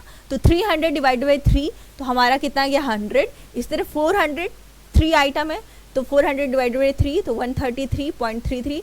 इसी तरह सबका एवरेज निकलेगा। उसके बाद हम क्या निकाल रहे हैं, चैन इंडेक्सेस बेस टू 2010। इसमें जो हमारा देखिए यहाँ क्वेश्चन में बोला हुआ है, क्वेश्चन देखिए कि जो हमारा चैन बेस इंडेक्स जो रहेगा उसमें जो बेस है इसमें हम 2010 के बेस पे निकालेंगे, है ना। तो इसीलिए जब लास्ट में चैन इंडेक्सेस बेस टू 2010 लिखा हुआ, ओके, तो इसमें पहले वाले में तो 2010 का इंडेक्स नॉर्मली भी 2010 में उधर भी 100, तो ये 100 ही, इसको तो कोई चेंज नहीं होगा क्योंकि बेस ईयर का हमेशा 100 ही मानकर हम चलते हैं। अब बात आती है 2011 की। ओके, तो 2011 के केस में यहाँ क्या होगा कि हम ये हमारा क्या हुआ, ये हमारे करंट ईयर का हुआ। ओके, ये देखिए ये जो फॉर्मूला दिया हुआ है ना कि chain index number of the previous year into average link relative of the current year. तो ये देखिए ये हमारा एवरेज लिंक रिलेटिव जो हमने अभी ये देखिए फॉर्मूला, ये जो सारा फॉर्मूला हमने पढ़ा है ना उसी के हिसाब से हम ये एक एक करके चीज़ें कैलकुलेट कर रहे हैं, है ना। तो ये इसमें ये average link relative of the current year, that means average link relative of 2011 हमारा कितना दिया हुआ है 133.33। ओके, और chain index number of the previous year, chain index number of the previous year हमारा कितना दिया हुआ है 100 डिवाइडेड बाई 100। तो देखिए हमारा कितना गया 133.33। ओके, ये 2011 का चैन इंडेक्सेस बेस्ड टू 2010 आया। सेम एज इट इज़ हम 2012 में करेंगे। 2012 में हमारा जो average link relative of the current year, that means ये है ना, ये कितना है 137.78, और चैन इंडेक्सेस बेस्ड जो ऑफ द प्रीवियस ईयर का चैन इंडाइसिस बेस हमारा कितना है 133.33 है ना, तो 133.33 इंटू 137.78 डिवाइडेड बाई 100, तो ये हमारा 2012 का चैन इंडाइसिस बेस टू 2010 निकल कर आ जाएगा। सेम एज इट इज़ हमको 2013 का कैलकुलेट करना और इसी तरह 2014 का कैलकुलेट करना। ये बहुत ज़्यादा इंपॉर्टेंट क्वेश्चन और ये इस तरह के क्वेश्चंस जो हैं एग्जाम में भी पूछे जाते हैं। ओके, तो इस पर आप प्लीज़ फोकस करिएगा। अब हम बात करते हैं merits of chain base index. Chain base index जो हमने अभी तक कैलकुलेट किए उसके क्या क्या मेरिट्स हैं। तो पहली मेरिट्स क्या दी हुई है, the comparison with the recent past. इसमें ऐसा क्यों बोला गया है comparison with the recent past, बताइए क्यों? क्योंकि इसमें आपने अभी जस्ट जो क्वेश्चन किया था उसमें आपने देखा होगा कि जब हम चैन बेस इंडाइसिस निकाल रहे थे वो हम जस्ट प्रीवियस ईयर को कंसीडर करते हुए निकाल रहे थे, है ना। इसीलिए इसमें लिखा है कि हम जो कंपैरिजन करते हैं वो जो रिसेंट जो पास्ट का जस्ट हुआ है उसको कंसीडर करते हुए कंपैरिजन करते हैं। इसमें chain base index makes it easier to compare the position of two continuous year, है ना। And in other words, these index number enable us to make meaningful comparison of the current situation with the situation of the immediate past. That means current situation और जो just अभी past अभी जो हमने जो चीज़ें ली थी हमारी जो past की चीज़ें दोनों को consider करते हुए चलता है। दूसरी merit क्या है, change in items. Under the chain-based method, it is easier to change the items, to introduce new commodities and delete the old and obsolete ones without involving reconstruction of the whole series. That means कि chain-based index में हम क्या करते हैं कि इसमें हम किसी न्यू चीज़ को ऐड कर सकते हैं, राइट। इसमें मतलब किसी न्यू चीज़ को हम इन्वॉल्व कर सकते हैं।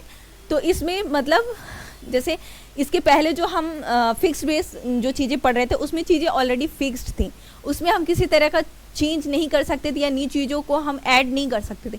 बट इस केस में चैन बेस इंडेक्स में हम नई चीज़ों को ऐड कर सकते हैं। Okay, next is the free from seasonal and cyclical variation. इसमें क्या होता है, the chain base index number are relatively more free from seasonal and cyclical variation. That means इसमें जो सीजनल फ्लक्चुएशंस होते हैं, राइट, या सीजनल जो चेंजेस होते हैं इसका हमारे इंडेक्स नंबर पे जो चैन बेस इंडेक्स है ज़्यादा मतलब ये चीज़ें हमारे इंडेक्स नंबर को ज़्यादा अफेक्ट नहीं करती हैं। ये तो कुछ थी मेरिट्स हमारे चैन बेस इंडेक्स की। अब इसके कुछ लिमिटेशंस भी हैं, जिसमें पहला क्या है, डिफ़िकल्टी इन कंस्ट्रक्शन। ये तो है क्योंकि इसमें हमको पहले पूरी प्रॉपर टेबल बनानी है, देन उसका एवरेज कैलकुलेट करना है, देन एवरेज कैलकुलेट करने के बाद चैन बेस इंडेक्स का दैट मीन्स पास्ट ईयर से रिलेट करते हुए फिर उसको कैलकुलेट करना है। तो ये थोड़ा सा जो कैलकुलेशन होता है यदि पॉइंट्स में आते हैं तो चीज़ें समटाइम्स डिफ़िकल्ट हो जाती हैं, है ना। तो इसलिए difficulty in construction that means जब चैन बेस इंडेक्स बनाते हैं थोड़ी डिफ़िकल्टी आती है। Then not suitable for the long term comparison. ये जो चैन बेस इंडेक्स है ये शॉर्ट टर्म कंपैरिजन के लिए तो बहुत अच्छा है, बट यदि जब हम बात करते हैं लॉन्ग टर्म कंपैरिजन की तो उस टाइम पे ये ज़्यादा सूटेबल नहीं होता है ना। Then cumulative effect of error, that means if error occur at any one place in the construction of this index number it has cumulative effect on all succeeding calculation. इसका मतलब ये है कि जब हम चैन बेस इंडेक्स जो भी मतलब उसको बनाते हैं सॉरी और उसमें चीज़ों को जब कैलकुलेट करते हैं, ओके, जैसे हमने एक पूरी प्रॉपर एक टेबल प्रिपेयर की, देन उसमें सबसे पहले हम क्या निकाल रहे थे, जो हमारा इंडेक्स नंबर हमने कैलकुलेट किया है ना। जैसे हमने इसके पहले क्वेश्चन में क्या पढ़ा था कि 3 आइटम थे, तीनों आइटम का हमने इंडेक्स नंबर हर ईयर का निकाला, देन तीनों आइटम के इंडेक्स नंबर को हमने सम किया, उसका पूरा प्रॉपर सम किया, देन उसके बाद उसका एवरेज निकाला, उसका एवरेज निकालने के बाद चैन बेस इंडेक्स एक प्रीवियस ईयर के साथ एक पूरा प्रॉपर कैलकुलेशन किया। तो इसमें ये पॉइंट ये कहना चाह रहा है कि ये जो हमने स्टेप बाय स्टेप एक एक प्रोसेस की, यदि किसी प्रोसेस में थोड़ी सी भी मिस्टेक होती है तो वो फिर वो जो मिस्टेक है ना वो पूरे इसके बाद की जो प्रोसेस सबको अफेक्ट करते हुए चलेंगे। इसलिए जो इसका जो इस एरर का इफेक्ट है क्या है, क्यूमुलेटिव है, ये यही कहना चाह रहा है। ओके, देन ये तो सारी चीज़ें हुई हमारे चैन बेस इंडेक्स मेथड के बारे में। अब हम बात करते हैं बेस कन्वर्जन। बेस कन्वर्जन दो तरह से होता है basically, from fixed base to chain base. जैसे कि बेस कन्वर्जन के इसमें मतलब इसमें ये है कि हमने जो बेस ईयर हम जो यहाँ डिसाइड कर रहे थे, बेस ईयर का जो प्राइस निकाल रहे थे, है ना, उसमें हमने दो मेथड जो अभी पढ़ी कि fixed based and chain base, है ना। तो इसमें क्या है कि जो ये बेस कन्वर्जन होगा वो दो तरह से हो सकता है। एक फिक्स्ड बेस से हम चैन बेस की और मतलब से कर सकते हैं जो बेस ईयर का जो कन्वर्जन है, या फिर इसका जस्ट अपोजिट क्या, from chain base to fixed base. तो हम पहले उसकी बात करते हैं कि from fixed base to chain base. तो इसमें क्या है कि इसका फॉर्मूला क्या होगा, जब हम with the help with the help of fixed based हम किसको निकालेंगे, current year chain base index number को। इसका फॉर्मूला क्या होता है, इसमें क्या है कि from fixed base to chain base, that इसका मतलब है कि हम फिक्स्ड बेस की मतलब फिक्स्ड बेस की हेल्प से चैन बेस को कैलकुलेट करेंगे।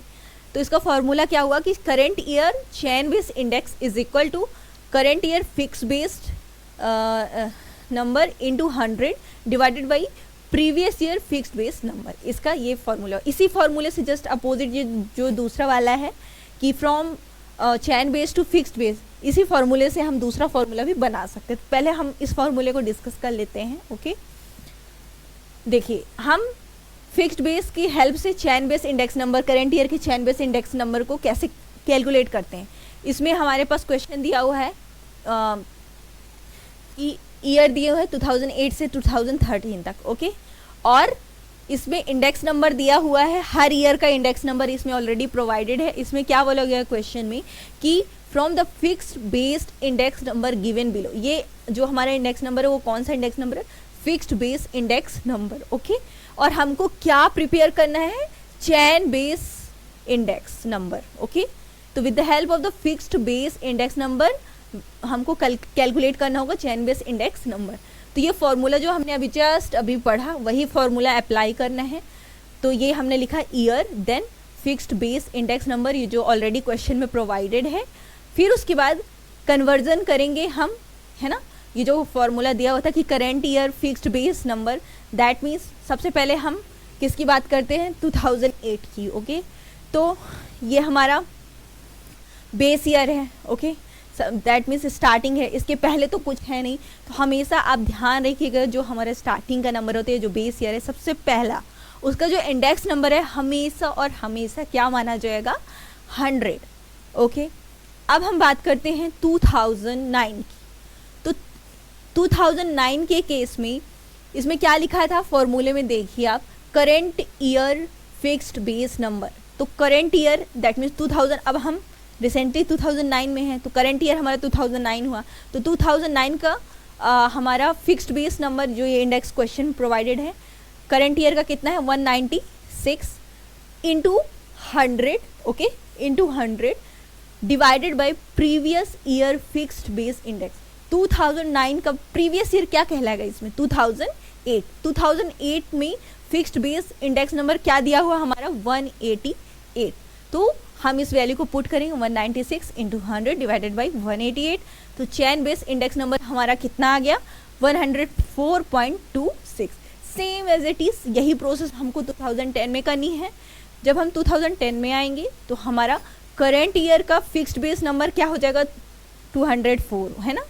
और इसी तरह बेस ईयर का फिक्स्ड बेस क्या हो जाएगा, 2009 का 196। तो यही फॉर्मूला अप्लाई करना है, सेम यही प्रोसेस करनी है, और हमको यहाँ से हमको क्या मिलता जाएगा, चैन बेस इंडेक्स नंबर, है ना। अच्छा, इसमें हमारा हर ईयर मतलब जो हमारा बेस ईयर है ना, वो चेंज होता जा रहा है। क्यों, क्योंकि हम यहाँ क्या कैलकुलेट कर रहे हैं, चैन बेस इंडेक्स नंबर। और चैन बेस इंडेक्स नंबर में हमारा बेस ईयर हमेशा चेंज होता रहता है। ओके, इस चीज़ को हमेशा ध्यान रखिएगा। ये हमने क्या किया, पहला प्रोसेस जो हम यहाँ ये क्या पढ़ रहे हैं, हम बेस कन्वर्जन पढ़ रहे हैं ना। तो बेस कन्वर्जन दैट मीन्स हम यहाँ क्या कर रहे हैं, फ्रॉम फिक्स्ड से चैन की ओर जा रहे हैं, है ना। ये हमने अभी पहला पढ़ा। अब हम जो दूसरा पढ़ने वाले हैं बेस कन्वर्जन में, वो है from chain base to fixed base. That means with the help of the chain base हम क्या कैलकुलेट करने वाले हैं, फिक्स्ड बेस को। ओके, तो इसमें जो फॉर्मूला होगा क्या हो जाएगा, देखिए जो हमने ये पहला वाला, यदि आपको कन्फ्यूज़न बहुत ज़्यादा होता है कि दो फार्मूले हैं, मतलब लगभग सेम चीज़ें इसमें मतलब यूज़ की गई हैं, तो आप एक फार्मूले से दूसरा फार्मूला बहुत इजी वे में बना सकते हैं। कैसे बना सकते हैं, देखिए हम दूसरे ये from chain base to fixed base के लिए फार्मूला जो पहला वाला, ये जो from fixed base to chain base से, इससे बना सकते। कैसे, कुछ भी नहीं करना है, ये देखिए ये सिंपल फार्मूला लिखा हुआ है। इस फार्मूले में क्या करना है कि current year chain base index number है ना, हमको निकालना क्या है इसमें, जो ये दूसरा वाला हम पढ़ने वाले हैं उसमें हमको क्या निकालना था, उसमें हमको फिक्स्ड बेस ये वाली चीज़ निकालनी थी, है ना, ये वाली चीज़। तो कुछ नहीं करना है, ये जो previous year fixed base index है इसको हम इस साइड ले आएंगे, तो हमारा फॉर्मूला देखिए कैसे बनेगा, current year chain base index number, okay, into, जब हम ये देखिए ये डिनोमिनेटर में है, और जब हम इसको दूसरी साइड लाएंगे तो ये न्यूमरेटर में चला जाएगा, दैट मीन्स यहाँ डिवाइड में है, इस साइड आएगा तो मल्टीप्लाई हो जाएगा, तो into previous year fixed base index, okay, आप यहाँ जगह नहीं है, डिवाइडेड बाय, आप यहाँ देखिए ये जो ऊपर हमको निकालना क्या है, दूसरे वाले केस में करंट ईयर फिक्स्ड बेस निकालना है ना, ये तो एज इट इज रहेगा, इनटू जो ये 100 है यहाँ मल्टीप्लाई में है, जब ये दूसरी साइड में आएगा तो ये डिवाइड में हो जाएगा, तो डिवाइडेड बाई 100। तो देखिए एक ही फॉर्मूले से हमने दोनों के लिए फॉर्मूला है ना बना लिया, तो कुछ भी टफ नहीं है। आप एक कॉन्सेप्ट को यदि ध्यान में रखते हैं तो दूसरा ऑलरेडी अपने आप आपसे बन जाएगा। तो ये देखिए यही फॉर्मूला कि current year fixed base index number is equal to current year chain index number into previous year fixed index number divided by 100। इसमें भी क्या करना है, कुछ भी नहीं, सबसे पहले आपको टेबल बनानी है जिसमें लिखना है ईयर, ओके, देन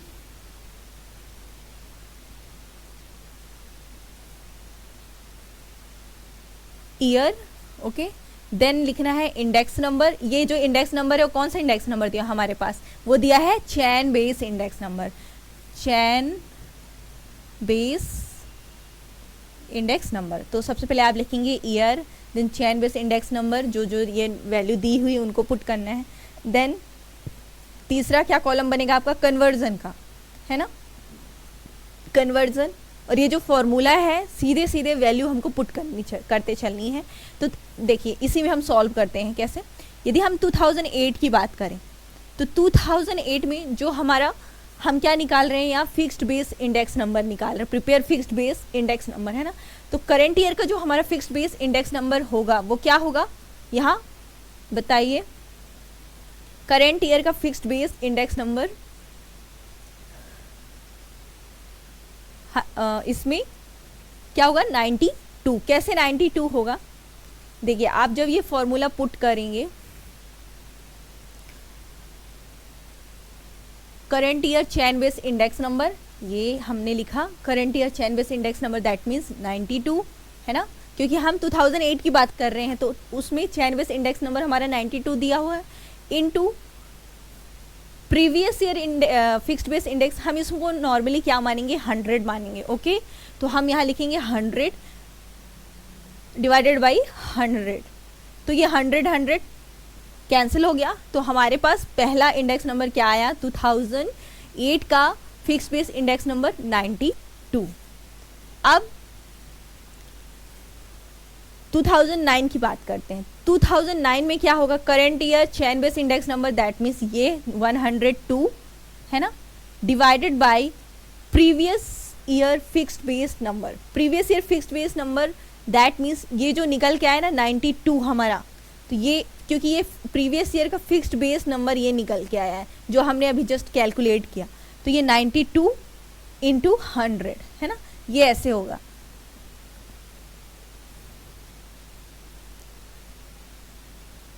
ये देखिए जो मैं आपको अभी बता रही थी ना, हाँ, ये 2008 है हमारा, 2008 का 92 ही बस होगा। देन 2009 की बात करते हैं, तो 2009 के केस में ये हमारा करंट ईयर का चेन बेस इंडेक्स नंबर का जो वैल्यू है 102 है ना, और प्रीवियस ईयर का फिक्स्ड बेस इंडेक्स नंबर जो हमने जस्ट अभी कैलकुलेट किया, हम यहाँ जो प्रीवियस ईयर का फिक्स्ड बेस वैल्यू है हम कैलकुलेट करते चलेंगे तो नेक्स्ट ईयर का वो प्रीवियस ईयर का होता जाएगा। तो ये 92 इंटू 102 डिवाइडेड बाई 100 तो 93.84। अब ये जो नेक्स्ट ईयर 2010 आएगा तो ये जो 2009 में हमने ये जो वैल्यू कैलकुलेट की वो हमारे लिए प्रीवियस ईयर हो जाएगा। 2010 के प्रीवियस ईयर क्या होगा 2009। तो हम यही वैल्यू कैलकुलेट करते चलेंगे और हमको इंडेक्स नंबर मिलता जाएगा। तो ये फॉर्मूला है और ये सारी प्रोसेस है किससे रिलेटेड, बेस कन्वर्जन का है। ओके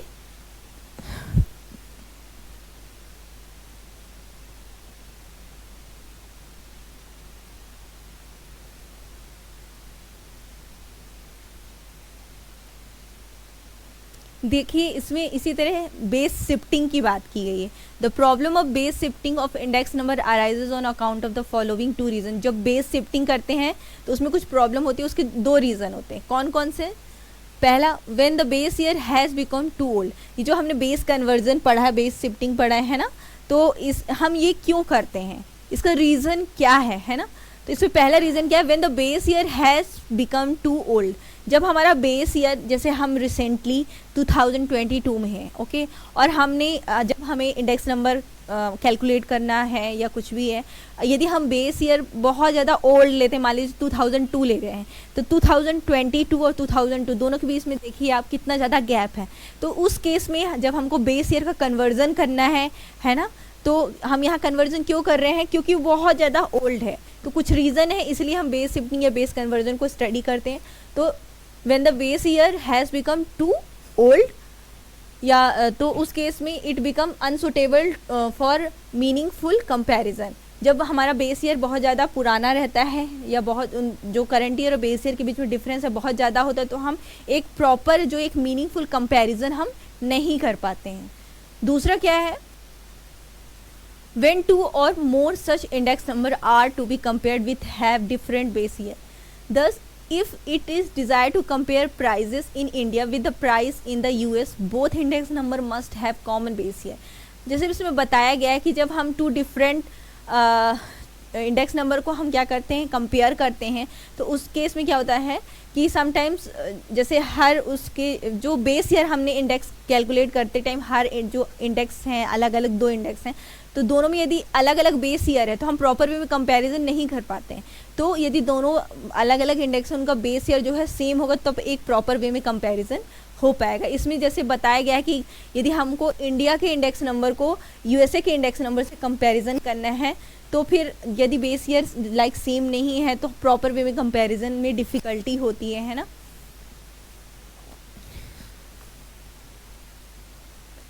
तो ये कुछ बेस शिफ्टिंग से रिलेटेड बातें थी। ओके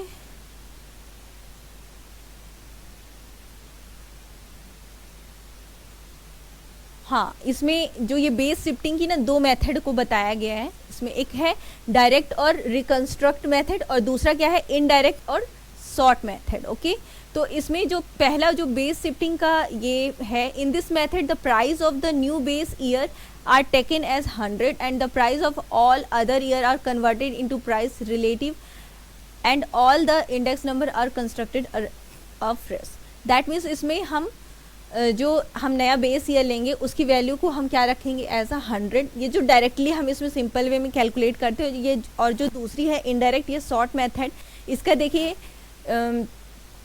इसमें देखिए इसका फॉर्मूला दिया हुआ है कि new base index number old index number of the current year. जब हम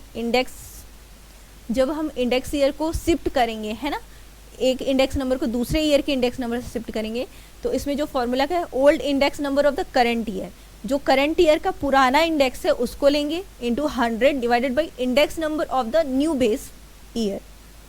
ओके, देखिए क्वेश्चन के थ्रू ज़्यादा इजी वे में समझ में आएगा। Shift the base year from 2008 to 2010 in the following series of the index number। यहाँ क्वेश्चन में क्या कर रहा है कि जो हम 2008 से 2010 में शिफ्ट कर रहे हैं बेस ईयर को, अब 2008 की जगह हम किसको लेंगे 2010 को as a base year.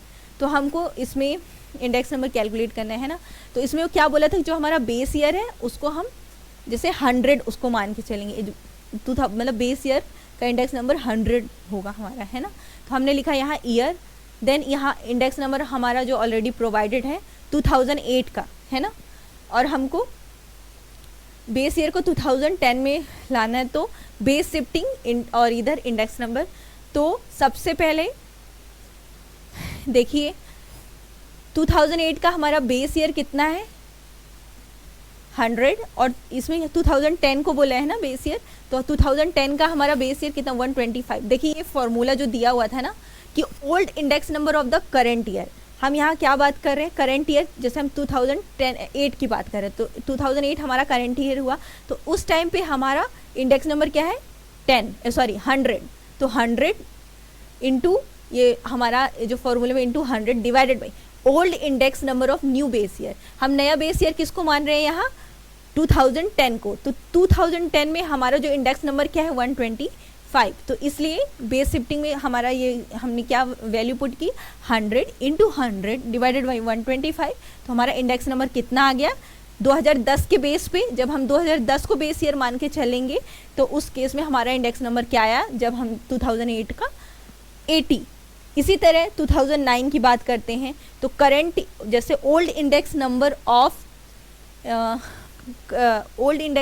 Current year, तो करंट ईयर हम जैसे हम 2009 की बात कर रहे हैं, तो इसका इंडेक्स नंबर कितना दिया है 120, और old index number of the new base year, हमारा नया बेस ईयर हमने क्या माना है 2010, तो 120 डिवाइडेड बाई 125 इंटू 100। पूरी प्रोसेस ऐसे 2011 के केस में करंट ईयर का 140 इंटू 100, और नया बेस ईयर हमारा क्या था 2010, तो उसका इंडेक्स नंबर हमारे पास 125। तो इस तरह से हम बेस शिफ्टिंग वाला क्वेश्चन कर सकते हैं। ओके,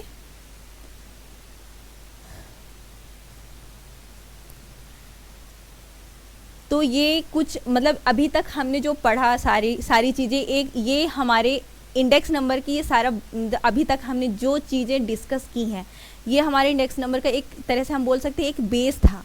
ओके, इसके बाद हम अभी जो एक प्रॉपर वे में इंडेक्स नंबर कैसे बनाते हैं उससे रिलेटेड अलग अलग एक तरह से, जैसे अभी हम पढ़ेंगे लेस पेयर पास्चे, सब ने अपनी अपनी अलग मेथड दिए हैं, फॉर्मूले दिए हुए हैं इंडेक्स नंबर से रिलेटेड, है ना।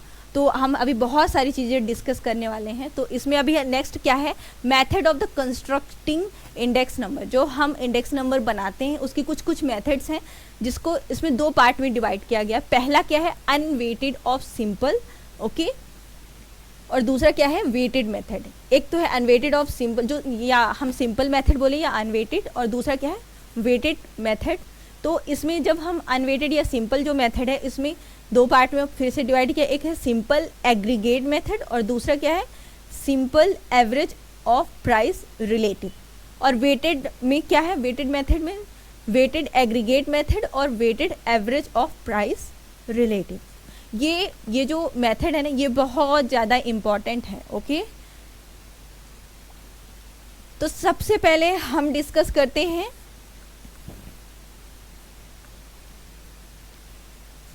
Unweighted of simple index number, जो सबसे पहले हमने पढ़ा है ना।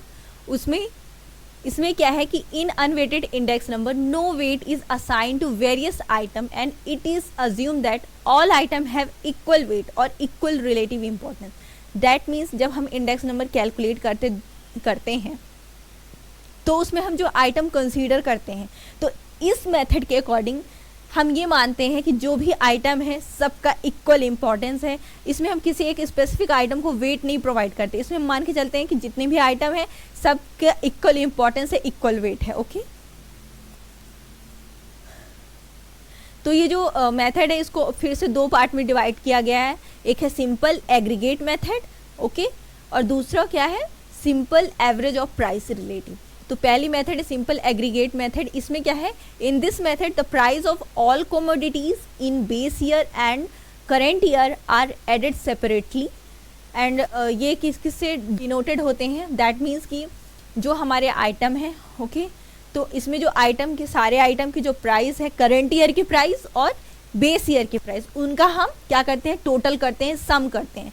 तो जब वो करेंट ईयर की प्राइस का सम होगा तो सम ऑफ P1 लिखेंगे, और जब वो बेस ईयर की प्राइस का सम होगा तो सम ऑफ P2 ज़ीरो से हम P1 हम किसको P1 से किसको कंसीडर करते हैं, करेंट ईयर के प्राइस को, ओके, और P0 से बेस ईयर के प्राइस को. The total of the current year is divided by the total of the base year, okay, and multiply by 100. ये अनवेटेड और सिंपल मतलब ये सिंपल एग्रीगेट मेथड का ये हमारा सिंपल सा फॉर्मूला हुआ.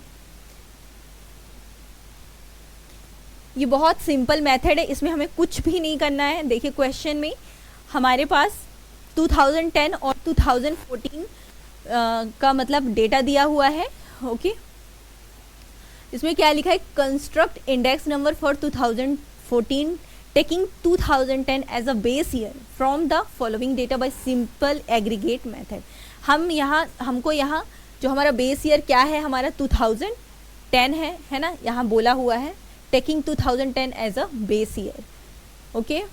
तो सबसे पहले कमोडिटीज़ हमारे पास कितनी है, 1 2 3 4 एंड 5. तो कमोडिटीज़ लिखा, फिर 2010 में जो ये देखिए 2010 हमारा बेस ईयर है, तो हम इसको किससे मेंशन करेंगे, P0 से.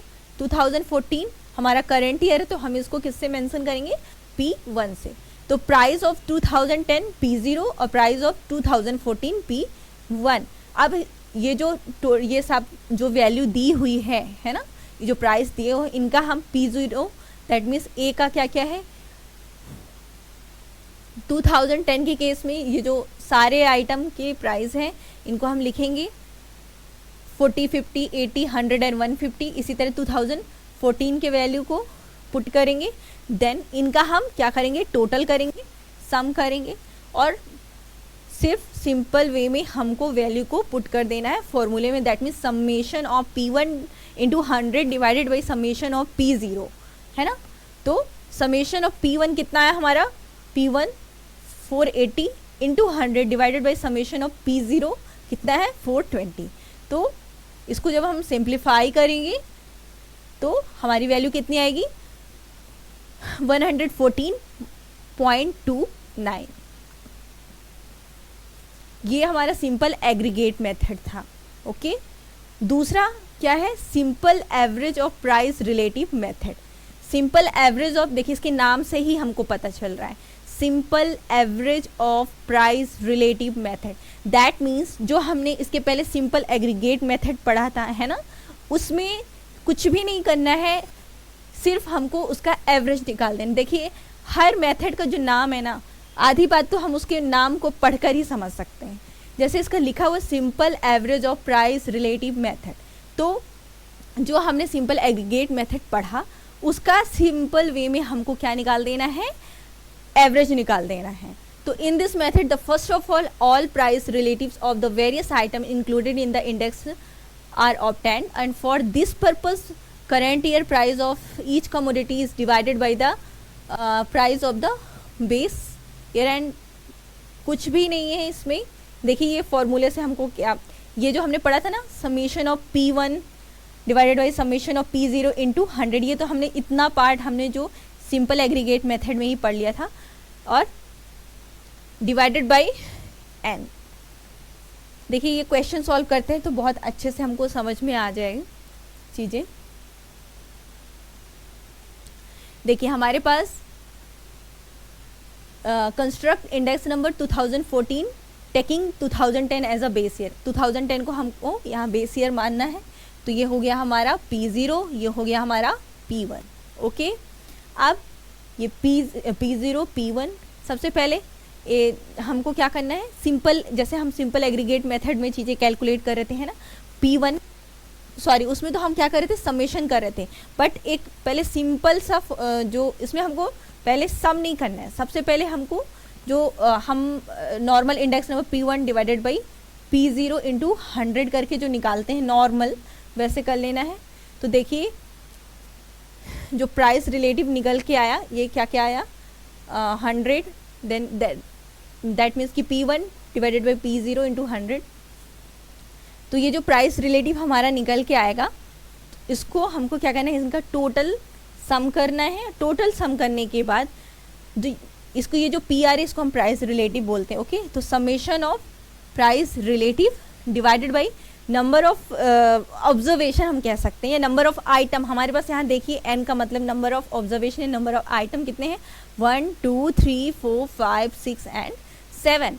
तो summation of price relative divided by n, तो ये हो गया 653.33 डिवाइडेड बाई 7, तो हमको कितनी वैल्यू मिली 93.33। बहुत सिंपल क्वेश्चन था, है ना, इसमें कोई भी ज़्यादा लेंदी फार्मूला या कुछ भी नहीं करना था, बस सिंपल वे में वैल्यू पुट करनी थी और उसके बाद हमको नॉर्मल वे में चीज़ें कैलकुलेट कर देनी। P1 into 100 divide by P0 से हम पूरा क्वेश्चन को सॉल्व कर ले रहे हैं। देन ये तो हमने पहले टाइप जो अनवेटेड मेथड है ना, जिसमें हम आइटम को वेटेज नहीं प्रोवाइड कर रहे थे, इसमें हम यही समझ के चल रहे थे कि जितने आइटम हम यहाँ कंसीडर कर रहे हैं सब का इक्वल इम्पोर्टेंस है। लेकिन जब हम वेटेड इंडेक्स नंबर की बात करते हैं तो हम जो इसमें इंडेक्स नंबर में जो हम जिन आइटम को कंसीडर करते हैं उसमें हम ईच आइटम को क्या वेटेज प्रोवाइड करते हैं। ओके, देखिए weighted index number are those index number in which comparative और relative importance is assigned to different commodities. That means यहाँ देखिए लिखा हुआ है कि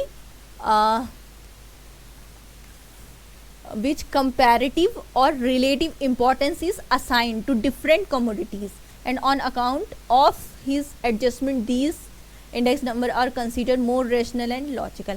ये मतलब as compare to unweighted index जो हम पढ़ते हैं, है ना, अनवेटेड वाली मेथड जो पढ़ते हैं उनके कंपेयर में ये जो वेटेड इंडेक्स नंबर रहती है ज़्यादा रिलायबल होती है, क्योंकि हम इसमें जो जैसे हम इतने सारे आइटम तो कंसीडर करते हैं लेकिन हर आइटम का इंपॉर्टेंस अलग अलग है और उसके इंपॉर्टेंस के हिसाब से हम यहाँ क्या कर रहे हैं, उनको वेटेज प्रोवाइड कर रहे हैं। तो इसमें जो पहली मेथड, फिर उसको दो पार्ट में डिवाइड किया गया था, हमने अभी जस्ट कुछ टाइम पहले ही इसको डिस्कस किया था। तो इसके अंदर पहली मेथड क्या है कि weighted aggregate method. Weighted aggregate method में क्या होता है कि इसमें हम in this method appropriate weights are assign, सबसे पहले वेट असाइन करते हैं to various commodities to reflect their relative importance. Okay, and if this weightage are based on the actual quantity, the quantity को हम स्मॉल क्यू से represent करते हैं, है ना, is used for it and if weightage are assigned on estimated symbol। okay, देखिए इसमें यदि मतलब इसके अकॉर्डिंग, इस मेथड के अकॉर्डिंग यदि हम जो वेटेज प्रोवाइड कर रहे हैं तो वो यदि वो जो हम वेटेज दे रहे हैं वो हमारा वेटेज जो है वो आइटम की क्वांटिटी पे बेस्ड है ना, तो हम यहाँ उसकी क्वांटिटी को फिर कंसीडर करेंगे और जो वेटेज है उसको हम W से मेंशन करते हैं, है ना। तो सबसे पहले इसमें हम देखिए जो इसका फॉर्मूला होगा वेटेड एग्रीगेट मेथड का, वो क्या होगा, summation of P1 Q0 into 100 divided by summation of P0 Q0। इसका मतलब है कि P1 का मतलब हुआ करेंट ईयर का प्राइस। ओके, Q0 का मतलब देखिए जिस तरह हमारा P1 और P0 होता है ना, दैट मीन्स ये करंट ईयर का प्राइस होगा, ये बेस ईयर का प्राइस होगा। उसी तरह क्वांटिटी की बात करते हैं तो क्वांटिटी के केस में Q1 मतलब करंट ईयर की क्वांटिटी जो आइटम्स की है और Q0 that means base year की क्वांटिटी। ओके, तो ये हमारा फॉर्मूला है, या तो हम ये वाला फॉर्मूला यूज़ कर लें summation of P1 Q0, that means इसमें हम बेस ईयर की क्वांटिटी को कंसीडर करते हुए इस फॉर्मूले जो वेटेड एग्रीगेट मेथड है इसमें हम बेस ईयर की क्वांटिटी को लेकर चलते हैं, या फिर हम इसको हम वेटेज से शो करते हैं कि P1 जो वेटेज प्रोवाइड करें into 100 divided by summation of P0 जो वेटेज दे रहे हैं। देखिए इससे रिलेटेड एक क्वेश्चन करते हैं। इसमें क्या है कि आइटम है ना, quantity of consumed in 2010। Okay, इसमें जो हमारा 2010 है उसको हमने बेस ईयर माना हुआ है। ओके, तो ये 2010 की देखिए क्वांटिटी दी हुई है, तो ये बेस ईयर की क्वांटिटी है, तो इसको हम किससे रिप्रेजेंट करेंगे, Q0 से, और 2010 का ये प्राइस दिया हुआ है दैट मीन्स इसको हम P0 से मेंशन करेंगे, और प्राइस इन 2014 ये करंट ईयर है तो इसको हम क्या बोलेंगे, P1। देन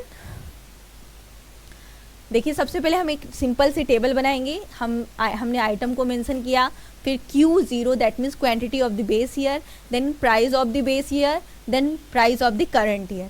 इतना लिखने के बाद कुछ भी नहीं करना है। जो फॉर्मूला हमारा क्या था, summation of P1 Q0 divided by summation of P0 Q0 into 100, हमारा यही फॉर्मूला था, है ना। तो हमको सबसे पहले किसकी वैल्यू फाइंड करनी है, P0, देखिए P0 Q0 की वैल्यू को भी मतलब फाइंड करना है, और P0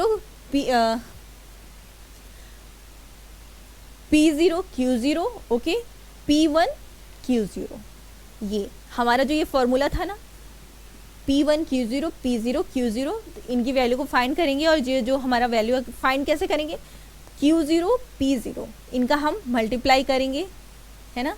इसी तरह P1 Q0, ये जो सारे जो ये आइटम की वैल्यू है, इनकी वैल्यू को आपस में मल्टीप्लाई करेंगे, देन मल्टीप्लाई करने के बाद इनका हम सम करेंगे। सम करने के बाद कुछ भी नहीं करना है, जो फॉर्मूला दिया हुआ था फॉर्मूले में इस वैल्यू को पुट करना है, तो हमको इंडेक्स नंबर मिल जाएगा, ओके। ये जो फॉर्मूला है ना, आप नेक्स्ट पढ़ेंगे। अभी देखिए हम अभी पढ़ने वाले हैं कि ले, स्पेयर, पास्चे, सब ने अपनी अपनी मेथड दी है, ओके।